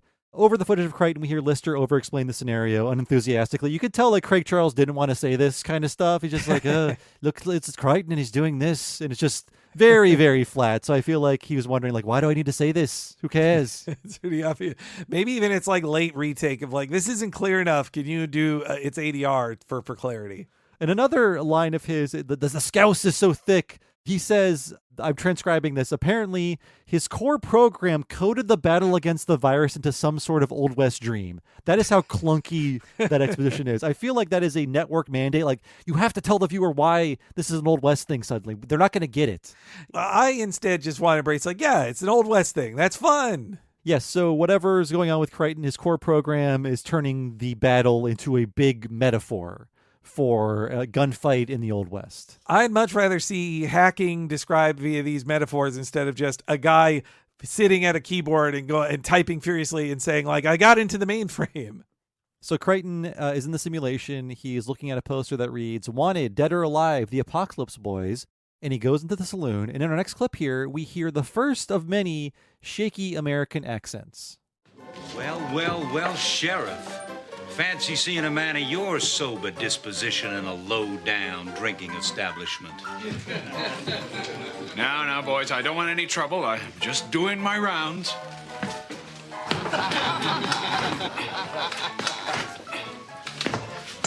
You shouldn't ought to have done that, Jimmy. Why don't you try it, Sheriff? They say you used to be faster than a toilet stop in rattlesnake country. Sorry I tripped over your boot there, Mr. Jimmy, sir. Didn't mean any harm by it. Give me 2 fingers of your best sipping liquor, Miss Lola. And make it the smooth stuff, the stuff where you get your eyesight back after 2 days. Guaranteed. The Apocalypse Boys is here. He's asking for you, Sheriff. I'll be right out. So yes, Crichton is the town drunk and also the sheriff, and just openly being humiliated by everyone, and no one is suffering any repercussions for humiliating the sheriff. Man, that Jimmy guy, his accent sounds as convincing as Doctor Strange's. Yeah. These guys, hey, they're working on a TV show. There's no dialogue coach for this Old West scene. I mean, I actually like Benedict Cumberbatch in a lot of things. And I love the character Doctor Strange, and he looks good in it, but his Doctor Strange accent is so, hello, I'm Doctor Strange. He's really overcompensating for, actually pronouncing those R's where they need to go. It's like, hello, Spider-Man. Actually, if you want to hear him do an Old Westy accent, I think he does a better American accent in The Way of the Dog, that the Oscar-nominated film. He does a good Old West accent in it. Also calling it a toilet stop, it's like, that's not what an American would say. Toilet stop? We don't say we're going to the toilet. That's the filthy European way of saying it. Although the first time I went to the UK and the only time, I laughed because the sign for the bathroom just said toilets. And I was like, yeah, it's a room full of toilets. Great. That does seem very matter of fact. Yeah, I like it. But we get a very Looney Tunes gag here because he takes a swig from the shot at the bar, and then as he walks by a table, he drinks from the glass on the table, and then he sees the bottle, it's half full. He swigs from that and brings it with him. It's some good drunk acting while still also being Crichton at the same time. Yeah, by being like a stiff robot, but also being a little drunk about it. And a coward now, too. Yeah. So outside, we see the 4 Apocalypse Boys, and Crichton gives them a gracious greeting because he's a little drunk coward. Death is here. He spits sizzling tobacco at his feet, introduces his brothers. We have War, who just breathes fire on a stick, or off of a stick. We have Famine, who's just a big guy eating a drumstick, and Pestilence, who just has like video effect flies added to him. There's no special effects added to these guys, which when I watch this, I'm like, why was this too expensive to film? They are building one extra set, filming at this location they're renting, and there's more actors, yes, but they're not really dressed up. Maybe there's horse rentals involved. Who knows? I like with Famine that they could have gotten like a skinny guy and said like, it's just like some guy eating chicken. There, done. Famine. Yeah, and he's not even that big. But I guess they have to get someone on a horse, so... I mean, he might not even be like an actor. Like he's they spent their good fat guy budget on the guy who will be beating up Rimmer or trying to beat up Rimmer later. There are a lot of jokes in the commentary about how cheap the BBC was, and they're always asking like, why doesn't this character have a line? And they're like, oh, do they have to pay them for that line? That's why. Oh, there you go. So that's why really only Death is talking here. Crichton is like supplicating himself. He's like, oh, what do you need, boys? And they respond by shooting at his feet, doing the classic dance. And then they shoot the bottle out of his hand. And they tell him they want his sorry ass out of town. He's got 1 hour. And it's a very cheap video effect, but this show loves them because they ride out of town under the "you are now leaving existence" sign, and they fade away as they pass that threshold. Yeah, it also explains why they're not going too many places other than this street and the indoor saloon for this episode. Yeah, the battle is just created this one dusty, muddy street in the Old West / the UK. So Crichton responds to this by throwing a sheriff star in the mud, and then we cut back to the Starbug where his life signs are barely registering, and Kat asks if there's some way to get in there and help him, if there's a device on the ship that can turn them into some kind of tiny electronic people to send him inside his dream. And if not, slam his hand on the table. Why not? I like he's playing it like the character is acting out a dramatic scene, like the way he pauses. And if not, slam. Why not? And then we get the line from Rimmer, like basically shut up. But it turns out he had another good idea. Yeah. But yes, Lister thinks the cat is onto something, and the cat goes, twice in one lifetime. When you're hot, you're hot. So the cat is not used to being this useful on the show. And you know what? They don't explain why they're in the Old West, but they do explain why Rimmer wasn't hard light until this point and why he needs to become hard light again to even wear the helmet. It's weird that the virus infected the nav program and not the VR, or like the VR was like caught in the crossfire of that, because they're using the cowboy VR game to enter Crichton's dream, and they're two separate things. Yeah, you know, they're very lucky that Crichton dreamed of something that fits with one of the video game programs that they have on the AR machine.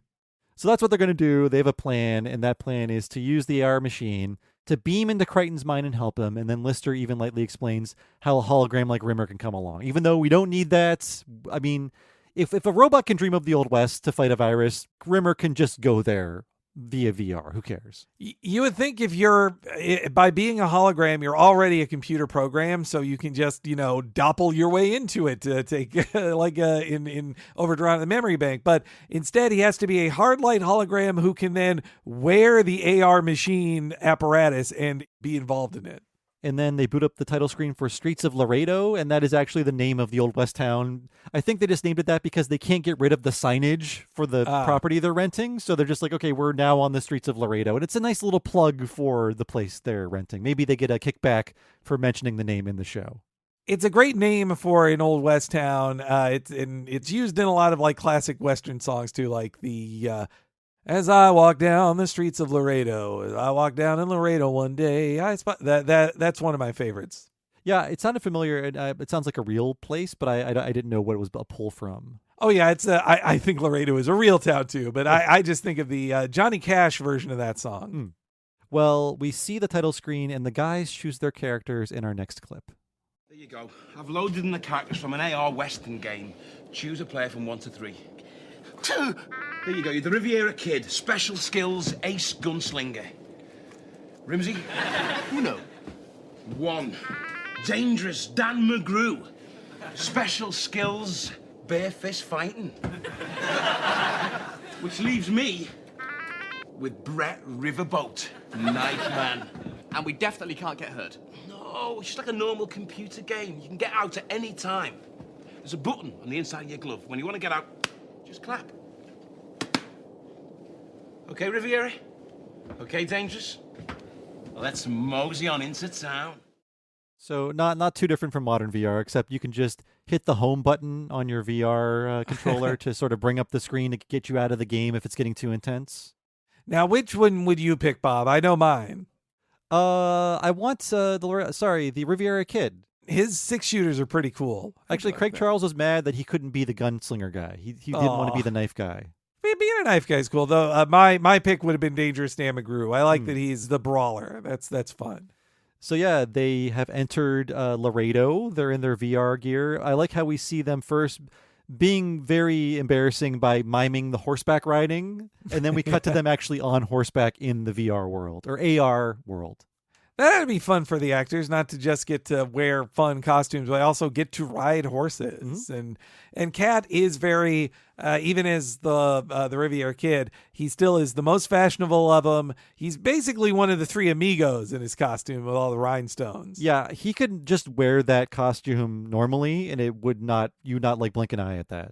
You know, I did really love that joke in Rimmer World as well, where he talks about that he's wearing the same jacket as he wears in this episode in the real world, and he's trying to pretend he's not repeating his costume. Yes, and it was the same jacket. It was. That's the great continuity they have this season. And we have this Morricone-style interpretation of the Red Dwarf theme as the guys ride their horses into town, and they go to the saloon we saw previously. One thing I love about Morricone, of course, he did the score for the Man with No Name trilogy, very iconic Western music. Everybody steals from it. But he also just did a bunch of normal movie soundtracks. Like, I just watched Bulworth, and he did that soundtrack. Oh, wow. I didn't know a bunch that. of studio comedies. He was not just, I did the Man with No Name trilogy, and then I ended my life. No, he just did a bunch of normal movies after that. And for decades, too. He lived a very long time, I think. He just passed away in 2020. Right, man. Another of my favorites of his is the music he did. I actually owned the CD of the soundtrack for Once Upon a Time in the Old West. I like that one even more. He was trying to top what he had done previous in The Good, the Bad, and the Ugly. In my opinion, he did. It's a beautiful soundtrack. Yeah, I'm just looking at his various compositions here. I'm scrolling back to the 90s. It's a lot of Italian movies, too, that I've never heard of. Spoilers, he's Italian. But just a lot of regular non-Western stuff because he was just a working composer and did a ton of work. This is taking me back to, I think Clint Eastwood gave him some major award or something somewhere. Let's say a Lifetime Achievement Oscar thing. But I just remember that Clint Eastwood did it while speaking Italian, showing off that Clint Eastwood can speak Italian. Well, I guess when you live for 90 years, you pick up a few extra languages. Oh, for Clint? Yes. Yeah. If I had 90 years in Duolingo at the same time, I'd be quadrilingual or whatever. You'd be a polyglot, mm-hmm. Which sounds like a fake insult in Red Dwarf. Yes. It's git is a real insult, but goit is a made-up Red Dwarf word. And of course, we've gone this far without saying smeghead. That's right. Oh, yeah. Smeg is the Red Dwarf insult that is quoted a lot. It's on a lot of merchandise, of course. They're referring to a substance that could appear within certain folds on the male body. Smeg is based on that, but they claim they didn't know the word rimmer had unfortunate or fortunate, depending on who you are, connotations. I wonder. That's a likely story, guys. So they go into the bar, and a hush comes over the room, and Rimmer assures them, I've seen Westerns. I know how to speak cowboy. Leave the talking to me. And then he does the very confident walk up to the bar, looks the barkeep in the eye, and then politely orders, "Oh, dry white wine and Perrier, please." What, you got Butch Accountant and the Yuppie Kid? Yeah, that's how Lister responds. So he's essentially ordering a white wine spritzer. I mean, his second order is more of my style as well. But yeah, I now realize when I'm doing Lister, I think I'm instead sounding like Ringo Starr, or my version of Ringo Starr. Well, hey, it's Liverpool adjacent. Yeah. It's within that realm of accents. So yeah, they're all failing to order liquor. Cat does his little Riviera Kid dance. The best way to explain it is like the Mexican stomp dance. Though I think his bad Spanish, I think, has more of the, the Castilian accent to it of Spain as opposed to the Mexican style accent. Yeah, I think actually you're right. I think it is like kind of like a flamenco dance or whatever he's doing. Yeah, though I've seen some funny stuff lately about how, unlike with Indian food, Mexican food, not very well known, and Mexican culture, not very well known in the United Kingdom. I saw clips from the Great British Bake Off where they were making fun of them, like the tacos that were made on that program by British people. I'm surprised they didn't call them tacos. Oh, they did. They did say tacos. Yeah. They do that in Canada as well. In pasta. Good old pasta. I am in British Columbia. So yes, the barkeep does not understand the Riviera Kid's order of 3 shots of whiskey. He does that in Spanish. And then Lister translates his order to Cowboy, 3 shots of Gunmen whiskey. And you know what? This is an amazing game where not only where sex feels like sex, but also if you drink strong whiskey, it tastes like it and you feel it. Yeah. So yeah, they gulp it down. Lister and Cat are trying to play off just how caustic it is, but Rimmer hesitates. He's like, oh, do you have any ginger ale mixers? And the barkeep spits the cork in his face. He's like, okay, well, fine. And then he just drinks the whiskey and then immediately throws up in a man's hat, just like the second it goes down his gullet. I love a ginger ale mixer with whiskey. I mean, that's the highball, right? Henry. Oh, dear. A highball, the Japanese highball? Sure. Soda water and whiskey. That's all there is. Yeah, that's right. So ginger ale and whiskey, not that far off. No, but you want a ginger ale and rum, a nice dark and stormy. Sorry, ginger beer and rum is even better. No, I've had that. I've had that. Henry, if you like Japanese highballs, you can make them in your home. Just buy a bottle of soda water for 39 cents. I was drinking them too much. That's why I stopped getting them. Well, it's cheaper at home, though. No, well, that's true. But no, I actually have a pretty sober life at home. It's very. I only drink when going out for fun. I see. That's probably healthy, but not fun. It is less fun. My problem is I get too sleepy as well. When I drink it, it's like, all right, let's watch this movie. And I drink, 2, and then I am like starting to nod off during the movie. It's sleepy juice if I'm at home. Well, you have to nurse the drink and also do a little cocaine. Oh, well. Between drinks. The rule is a bump for every 2 drinks and you're good. This is getting very expensive now. Well, yes. Now we're into talking about like selling certain things around the house, but it'll make the movies more fun is my thing. Well, then I'll not even have any of the movies to watch once I start selling them for the cocaine. I'll teach you all about torrents. I'll set you up. So this is when, again, Rimmer throws up in a cowboy hat. And we see what happens, and we hear another atrocious American accent here in our next clip. A man beans up in the hat of Bear Strangler McGee. He's either mighty brave or mighty stupid. Which are you, boy? Sorry, what were the choices again? You'll have to forgive our friend. He's a couple of gunmen short of a posse. That pays for the hat. Now what about the insult? Okay, you're a fat bearded git with breath that Take the lot, man. What is wrong with you? Relax. You said yourself, Lister, no one can hurt us. Besides, you're forgetting. I'm Dangerous Dan McGrew, bare fist fighter extraordinaire.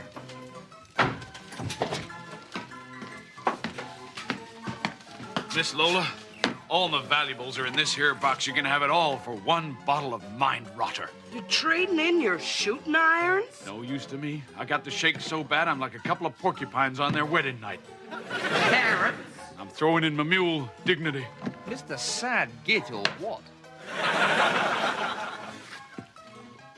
Frighten us, man. Sorry, friend, I don't believe I've had the pleasure. So the audience drowned out Rimmer's line completely because he calls him a pathetic git or whatever, and then the rest of the phrase is just completely drowned out by laughter. But according to the subtitles is, with breath that could knock out a grizzly. Honestly, it's good that it got talked over because then it makes it less repetitive to hear another bad breath insult in like 2 minutes after this. That's true. With breath that could open a bank vault. That's something? right. Yeah. Or is that another episode? No, that's in this one. That's Okay. That's how Crichton describes Lister. I think the audience, they're laughing too early. Like, they are just laughing, you're a fat bearded git. That's funny enough for them. Yeah. They're really gassed up, this audience. It's kind of like a Married with Children kind of deal, like I said earlier. I learned what git was via just context in these things, but I also think they used it a bit in Monty Python. I looked it up and like there were even characters called like Mr. and Mrs. Git. Well, we can hear Chris Berry do his Reagan impression where he's like, I'm dangerous Dan McGrew. So he's got a pretty good American accent. He's blown all of these guys out of the water as an impressionist. Oh, yeah. I mean, no, I'm glad you said, I just thought like, oh, that's a good, like, tough guy voice. But once you said it, I was like, oh, yeah, that's totally Ronald Reagan, known for being in Westerns as well. Ronald Reagan, the actor? Yeah. Who's vice president? Howdy doody. It's crazy to think that somebody as silly as an actor would be president. It'll never happen. It's all fiction. So Lister asks Crichton if they know who they are and why he's here. And so Lister explains again, for the sake of Crichton and the audience, that he's fighting a computer virus and trying to create a Dove program to wipe it out. Again, this is a little clunky, but I feel like someone thought it was necessary to keep restating why Red Dwarf is not taking place on a spaceship this week. And they are hitting on Dove so hard just for the last shot of the episode, too. Or not the last shot, but the resolution of the gunfight.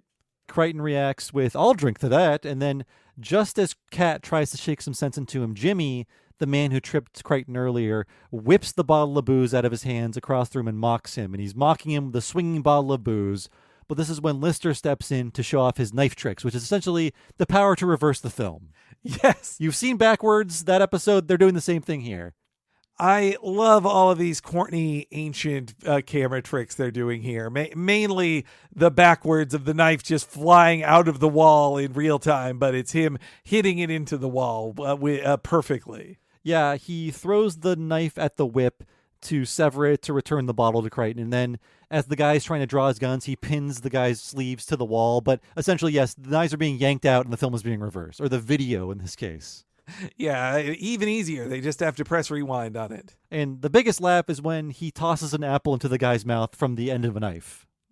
Yeah, that is good. I feel like that the audience is just watching that being like played on the screen or something, or it's just canned laughter. And we see Kat's special abilities because Jimmy calls on his goons, Frank and Nuke, to fill his lungs full of lead. And that's when Kat fires the bullets out of the air with his own bullets. You know what? It reads well, too. Like, it actually does look like there's like an explosion in between, or a little like pop in between the two gun shots. So it actually does look like he shot bullets out of the air. According to the commentary, it took a very long time for those bullets to fall the right way into the frame. Like many, many takes were had just on the tossing of the bullets onto the floor. I mean, it looks really cool. And I do like how he, you know, it's not amazing, but I do like how he puts his both guns back in there. He's not as good as Biff Tannen was in Back to the Future Part 3 with his gun tricks. That's true. I think Thomas Wilson had a twirling coach. Well, yeah, he had months of prep instead of on a BBC, like probably like 2 days notice schedule of like, hey, you're going to have to do like cool gun twirling. One of these extras on this Old West town we rented might be able to help you. If not, we'll just make sure it's happening off screen, maybe. You can do it during your lunch break. That's all we got time for. So the showdown is over, and Sheriff Crichton tries to make a hasty retreat. He says, if I'm not out of here by sunup, the buzzards will be fighting the lizard for my gizzards. So he leaves. And then we see a bit of Rimmer's bare-knuckle boxing skills because he's taking out a bunch of goons before they can leave the bar. And essentially, I found out this was done in one take, so it's Chris Berry doing a lot of this. That's good. Hey, that's the kind of good stage fighting that gets you a job in the Tomb Raider films. You could fall back on that if Red Dwarf didn't work out. All the many Tomb Raider films they made. Yeah. It's too bad for him. He didn't get to, who knows? Will Angelina Jolie ever just cash in and make another one of those? I mean, there's been multiple people now who have played Lara Croft. I feel like they can do a multiverse, and that could include Angelina as well in there. Well, they made that 2019 one, and I hear it ends with her getting her guns, and that is essentially like the Surf Dracula problem. Yep. I had read about this too. I didn't see it either, but she shoots people with one gun, but if you want her to have two guns, which is what she does, that's the end of the film. So they see him fleeing, and the Riviera kid shoots one of the ropes holding up the "You are now leaving existence" sign, and it swings into Crichton and knocks him out. And I don't know why, but slapstick viewed from very far away is funnier for some reason. And it's a very well done little gag. The timing to make it work, I wonder how many tries that took. But yeah, that's what makes it great slapstick that can work in a silent film or in something shot on VHS in 1993. And they put on like a very cartoony bonk effect when he's getting knocked out. So yeah, it's very well timed because he's running and the sign has to hit him while he's running through the gates. Yeah, I despite having so many wordy things, like when I think of Red Dwarf, I do think of like lines like "Buzzards will be fighting the lizards for my gizzards," but they also can do physical comedy very well.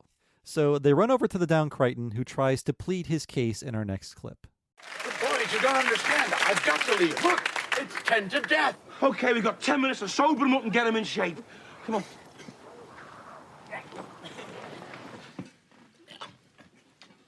Sir, I just can't eat any more raw coffee. 2 more bowls. But sir, I am sober, honest. Okay, who are you and why are you here? I'm some kind of robot who's fighting this virus, and none of this exists. It's all in a fever, except for you guys, who really do exist, only you're not really here. You're really on some spaceship in the future. Hell, if that's got to make sense, I don't want to be sober. Got his guns back. Look at the handles. They got little doves carved on them. And check this. There's no place for the bullets to go. This is it, Crichton. The answer's in these guns somehow. Doves. Dove program. I don't know. I really don't know. Wait. Something's coming back now. You, sir. Whenever I look at you, I get an image of curry and early morning breath that could cut through bank vaults. You, sir. There's something familiar about you, too. I get a name. Smee. Smeghead? That's it. He remembers me. And a big running joke with Crichton is Lister is trying to teach him how to call Rimmer a smeghead, but his programming won't let him insult one of his superiors, so he can't really get it out. That's right. Sometimes they even just do like a full-on Max Headroom video effect on him stalling Yes. out, right? Yeah, they do. And yes, what's on the guns? Doves. So that means this is the Dove program that will counteract the virus. And that's why they got to get his guns back. I mentioned earlier like how usually the joke would be with Lister to have the audience be grossed out by something, but here they are so grossed out by him eating raw ground coffee beans. I mean, I kind of don't want to do that, but I can think of worse things, and they have put worse things in their mouths on this show. But the audience is like, oh, no, coffee. Yuck, it tastes bad. Coffee's disgusting. That's not the form of coffee I want in me, but hey, it's better than like dirt, you know? Yeah. No, it's refined and clean. Like obviously it would upset your stomach and you shouldn't eat spoonfuls of coffee, but I don't think it's worth the same as eating out of the garbage can like Lister has Or like done. eating dog food, which he's done in the past. Yeah. So Lister shows Crichton the guns. He's like, did these mean anything to you? But he has like only a fuzzy memory. And there's no time to think because the Apocalypse Boys are here. The crew checks their weapons. They head out for the classic confrontation where they're both at far ends of a dusty street, except this is the UK. The street is very muddy, but the sun is out this time. The weather was on their side in that regard, at least. I love they have the like a real hero kind of shot of all four of them lined up in profile. That's a really good shot. Yeah, they know what they're going for here in terms of how to film a Western and like what the iconic shots are for a Western. There's even what looks like a few crane shots like establishing the town, which I'm sure was not cheap for a show like this. Yeah, you're right. That's pretty good for a UK TV budget. And we get a little more clunky exposition because just in case you're not sure at home, Crichton's like, oh, I know what you are. You're a computer virus that travels from machine to machine, overwriting the core program. So yes, we know. The fact that this is happening is being told to us for a third time. What's important here is the confrontation between Crichton and the horseman, and he has the little clip here, have infection, will travel.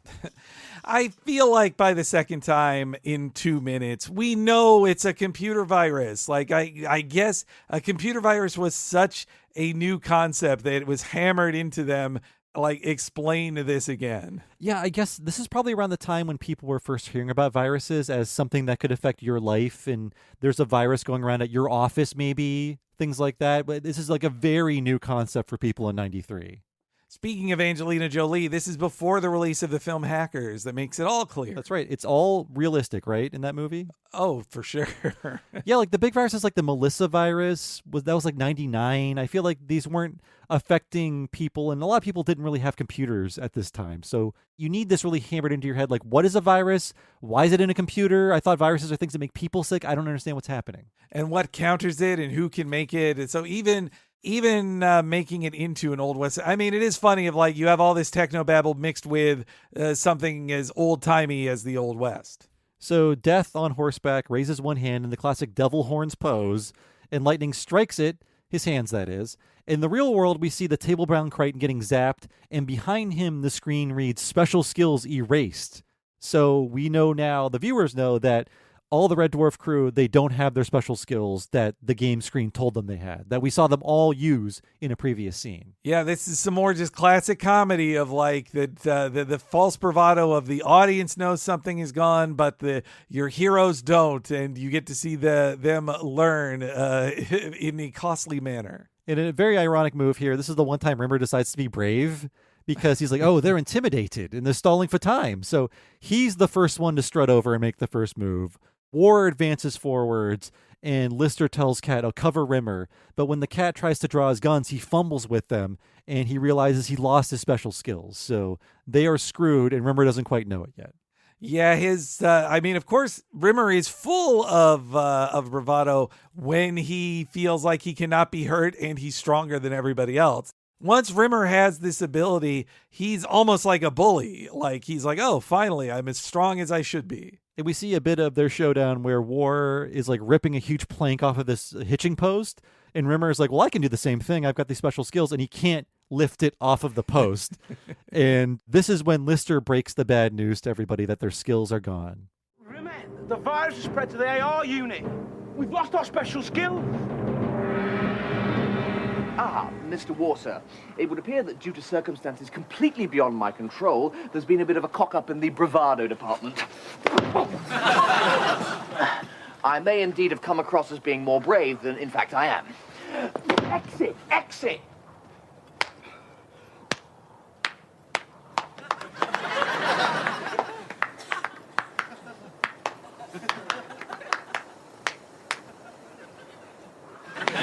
The seal's in! Get the helmets off! It won't move! Watch the back!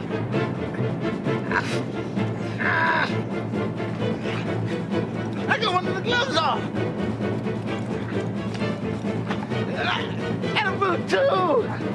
Oh, brilliant. Now you're paralyzed completely down your left-hand side. My nose! I got it! You pull my nose off! Here it comes! I'm just coming up! We get a lot of physical comedy because Rimmer is getting beaten to death with a big plank of wood. And then we have the guys like trying to take off their AR gear, and the Cat gets half of it off, which means he's kind of like paralyzed on one side in the cowboy world. And he's just trying to yank Lister's gear off, but he's like pulling his face off at the same time. He's about to start ragdolling here. That's too. This is obviously was a cyberpunk conceit long before the movie, but this also feels like The Matrix a bit here. Mm-hmm. A little bit, yeah. They're playing with all of these ideas that were just like rising to the surface of pop culture. So I can see that. But yeah, you're pulling me nose off. That's another good one. Or also, there's a bit of a cock up in the bravado department. Yes. I love that line too. He gets even more of a posh accent when he's apologizing. So we cut to reality. Cat has freed Lister from the AR world by pulling off his headgear. And as the outlaws advance on Cat with knives, he fades away from existence, so we know he's been freed from the simulation as well. So this just leaves Rimmer behind, and we'll see how he handles it in our next clip. We're gonna cut you up so small the worms won't even have to chew. You can't frighten me. I'm a coward. I'm always scared. Mister! What now? It's down to Crichton. Well, Sheriff, now it's just little old you. I'm not afraid, Mr. Detzer. I believe my friends have bought me enough time to complete the antidote program. Now, if you'll forgive the rather confrontational imperative, Go for your guns, you scum-sucking mollusks.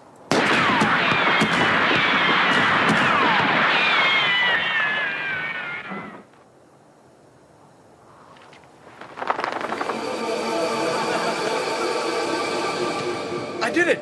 I created an antidote! 2 minutes to impact! Come on! So they fill Crichton with lead, but it doesn't really face him because he pulls out his guns, which then turn into doves that fly over the outlaws and just erase them from existence via these charmingly cheap video effects. Very vintage 1993. Though, credit to Llewellyn for getting the squib work done on him, too, there. Mhm. Like all those, it's not like blood's flying out of him or anything, but it's good. It's always fun to see squibs. Yeah, these are realistic squibs that are going off. No blood, but still, like, little packets are exploding out of his chest. Though I guess Crichton wouldn't have blood anyway, so that makes sense. He'd have that, like, milky fluid that they have in Alien, that android has. That's right. Yeah, I guess, Well, here we talk about androids, of course. Yeah, it's... I also really like Bishop, but yeah, you can't frighten me. I'm a coward. I'm always scared. That's a line Rimmer could say in any episode. It's just a great defining line for him. And things wrap up very quickly in our final clip here because we see, in a glorious miniature shot, the Starbug crash into a pool of magma on the fiery planet only to emerge and fly off into the sunset. So let's hear the end of this episode. How long will it take? Just a few seconds. How long to impact? Just a few seconds. Loading it up. It's gone in the nav account. 8 seconds. 7. Nearly there. 5, 4, 3, 2. We're not gonna make it. Impact!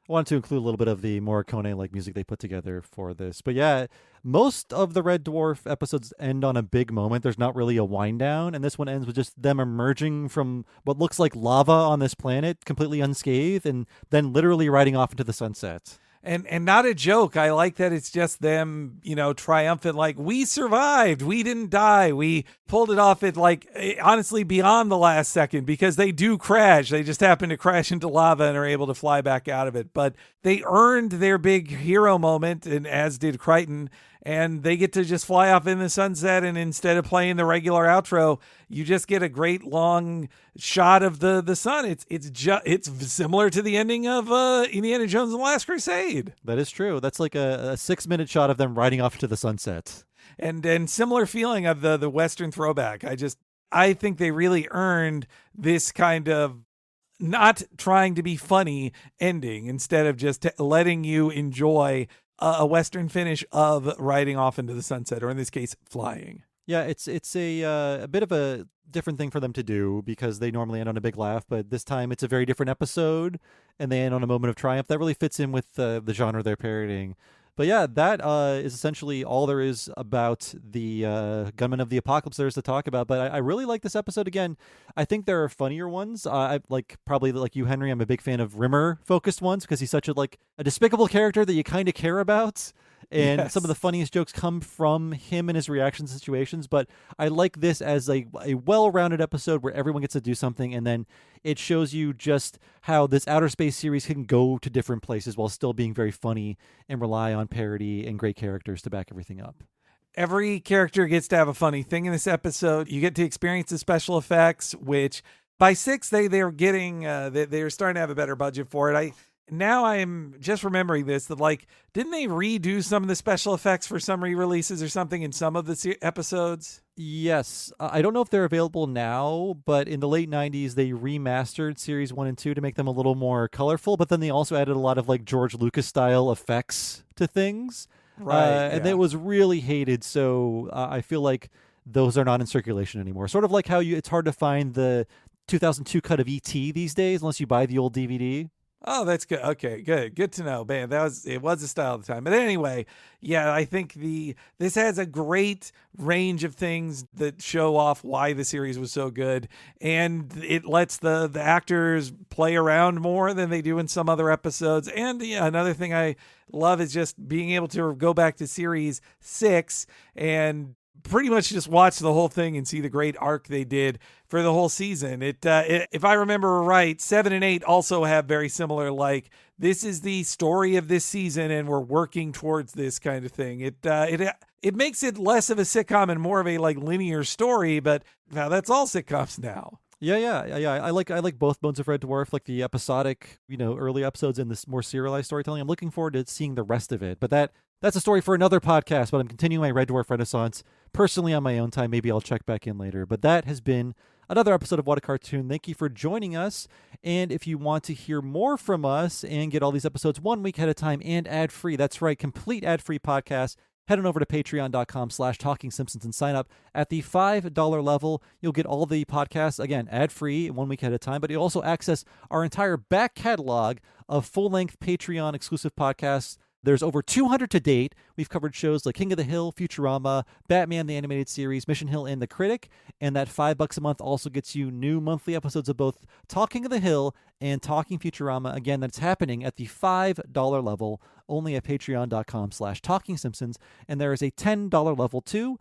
Henry, what is happening at the $10 level at patreon.com/TalkingSimpsons? That is the home to the What a Cartoon movie. Yes, Bob is talking about the animated feature film discussion we have each month, where we cover that as in depth as we do a BBC classic like Red Dwarf. That means talking for 4, 5, or even 6 hours about one of those movies. Last month, we covered the Steven Spielberg produced, Don Bluth directed An American Tail from 1986. And this month, to go along with our live action style, we are doing another live action animation mashup, this time the 2003 film Looney Tunes Back in Action, which has a lot of interesting behind-the-scenes stuff about it, as well as being a sad end point for an era of Looney Tunes. So it's definitely worth talking about, and we are going to have a lot of fun covering that.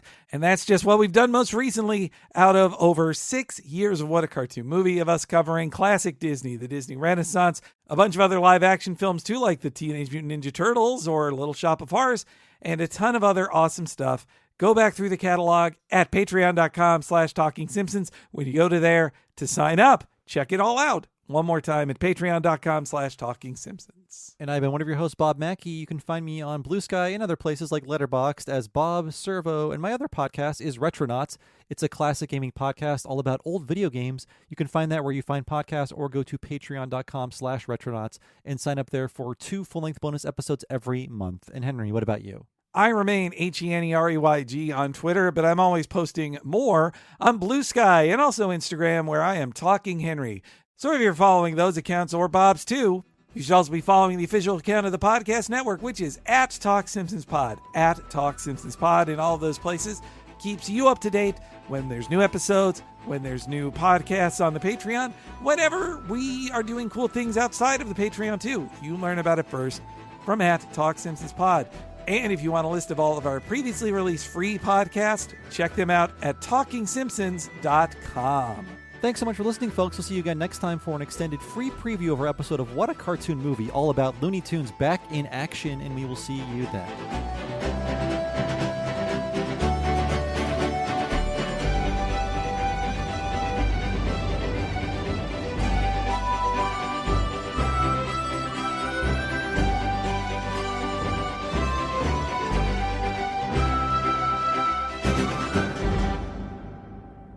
I've seen westerns.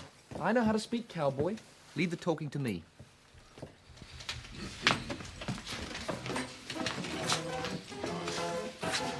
Dry white wine and Perrier, please. And what about you two chaps? Remember, what westerns have you seen? Butcher Carpenter and the Yuppie Kid. Leave this to me. This sounds like one for the Riviera Kid. Señorita, 3 tequila, por favor. What? He means 3 shots of gulping whiskey, ma'am. See.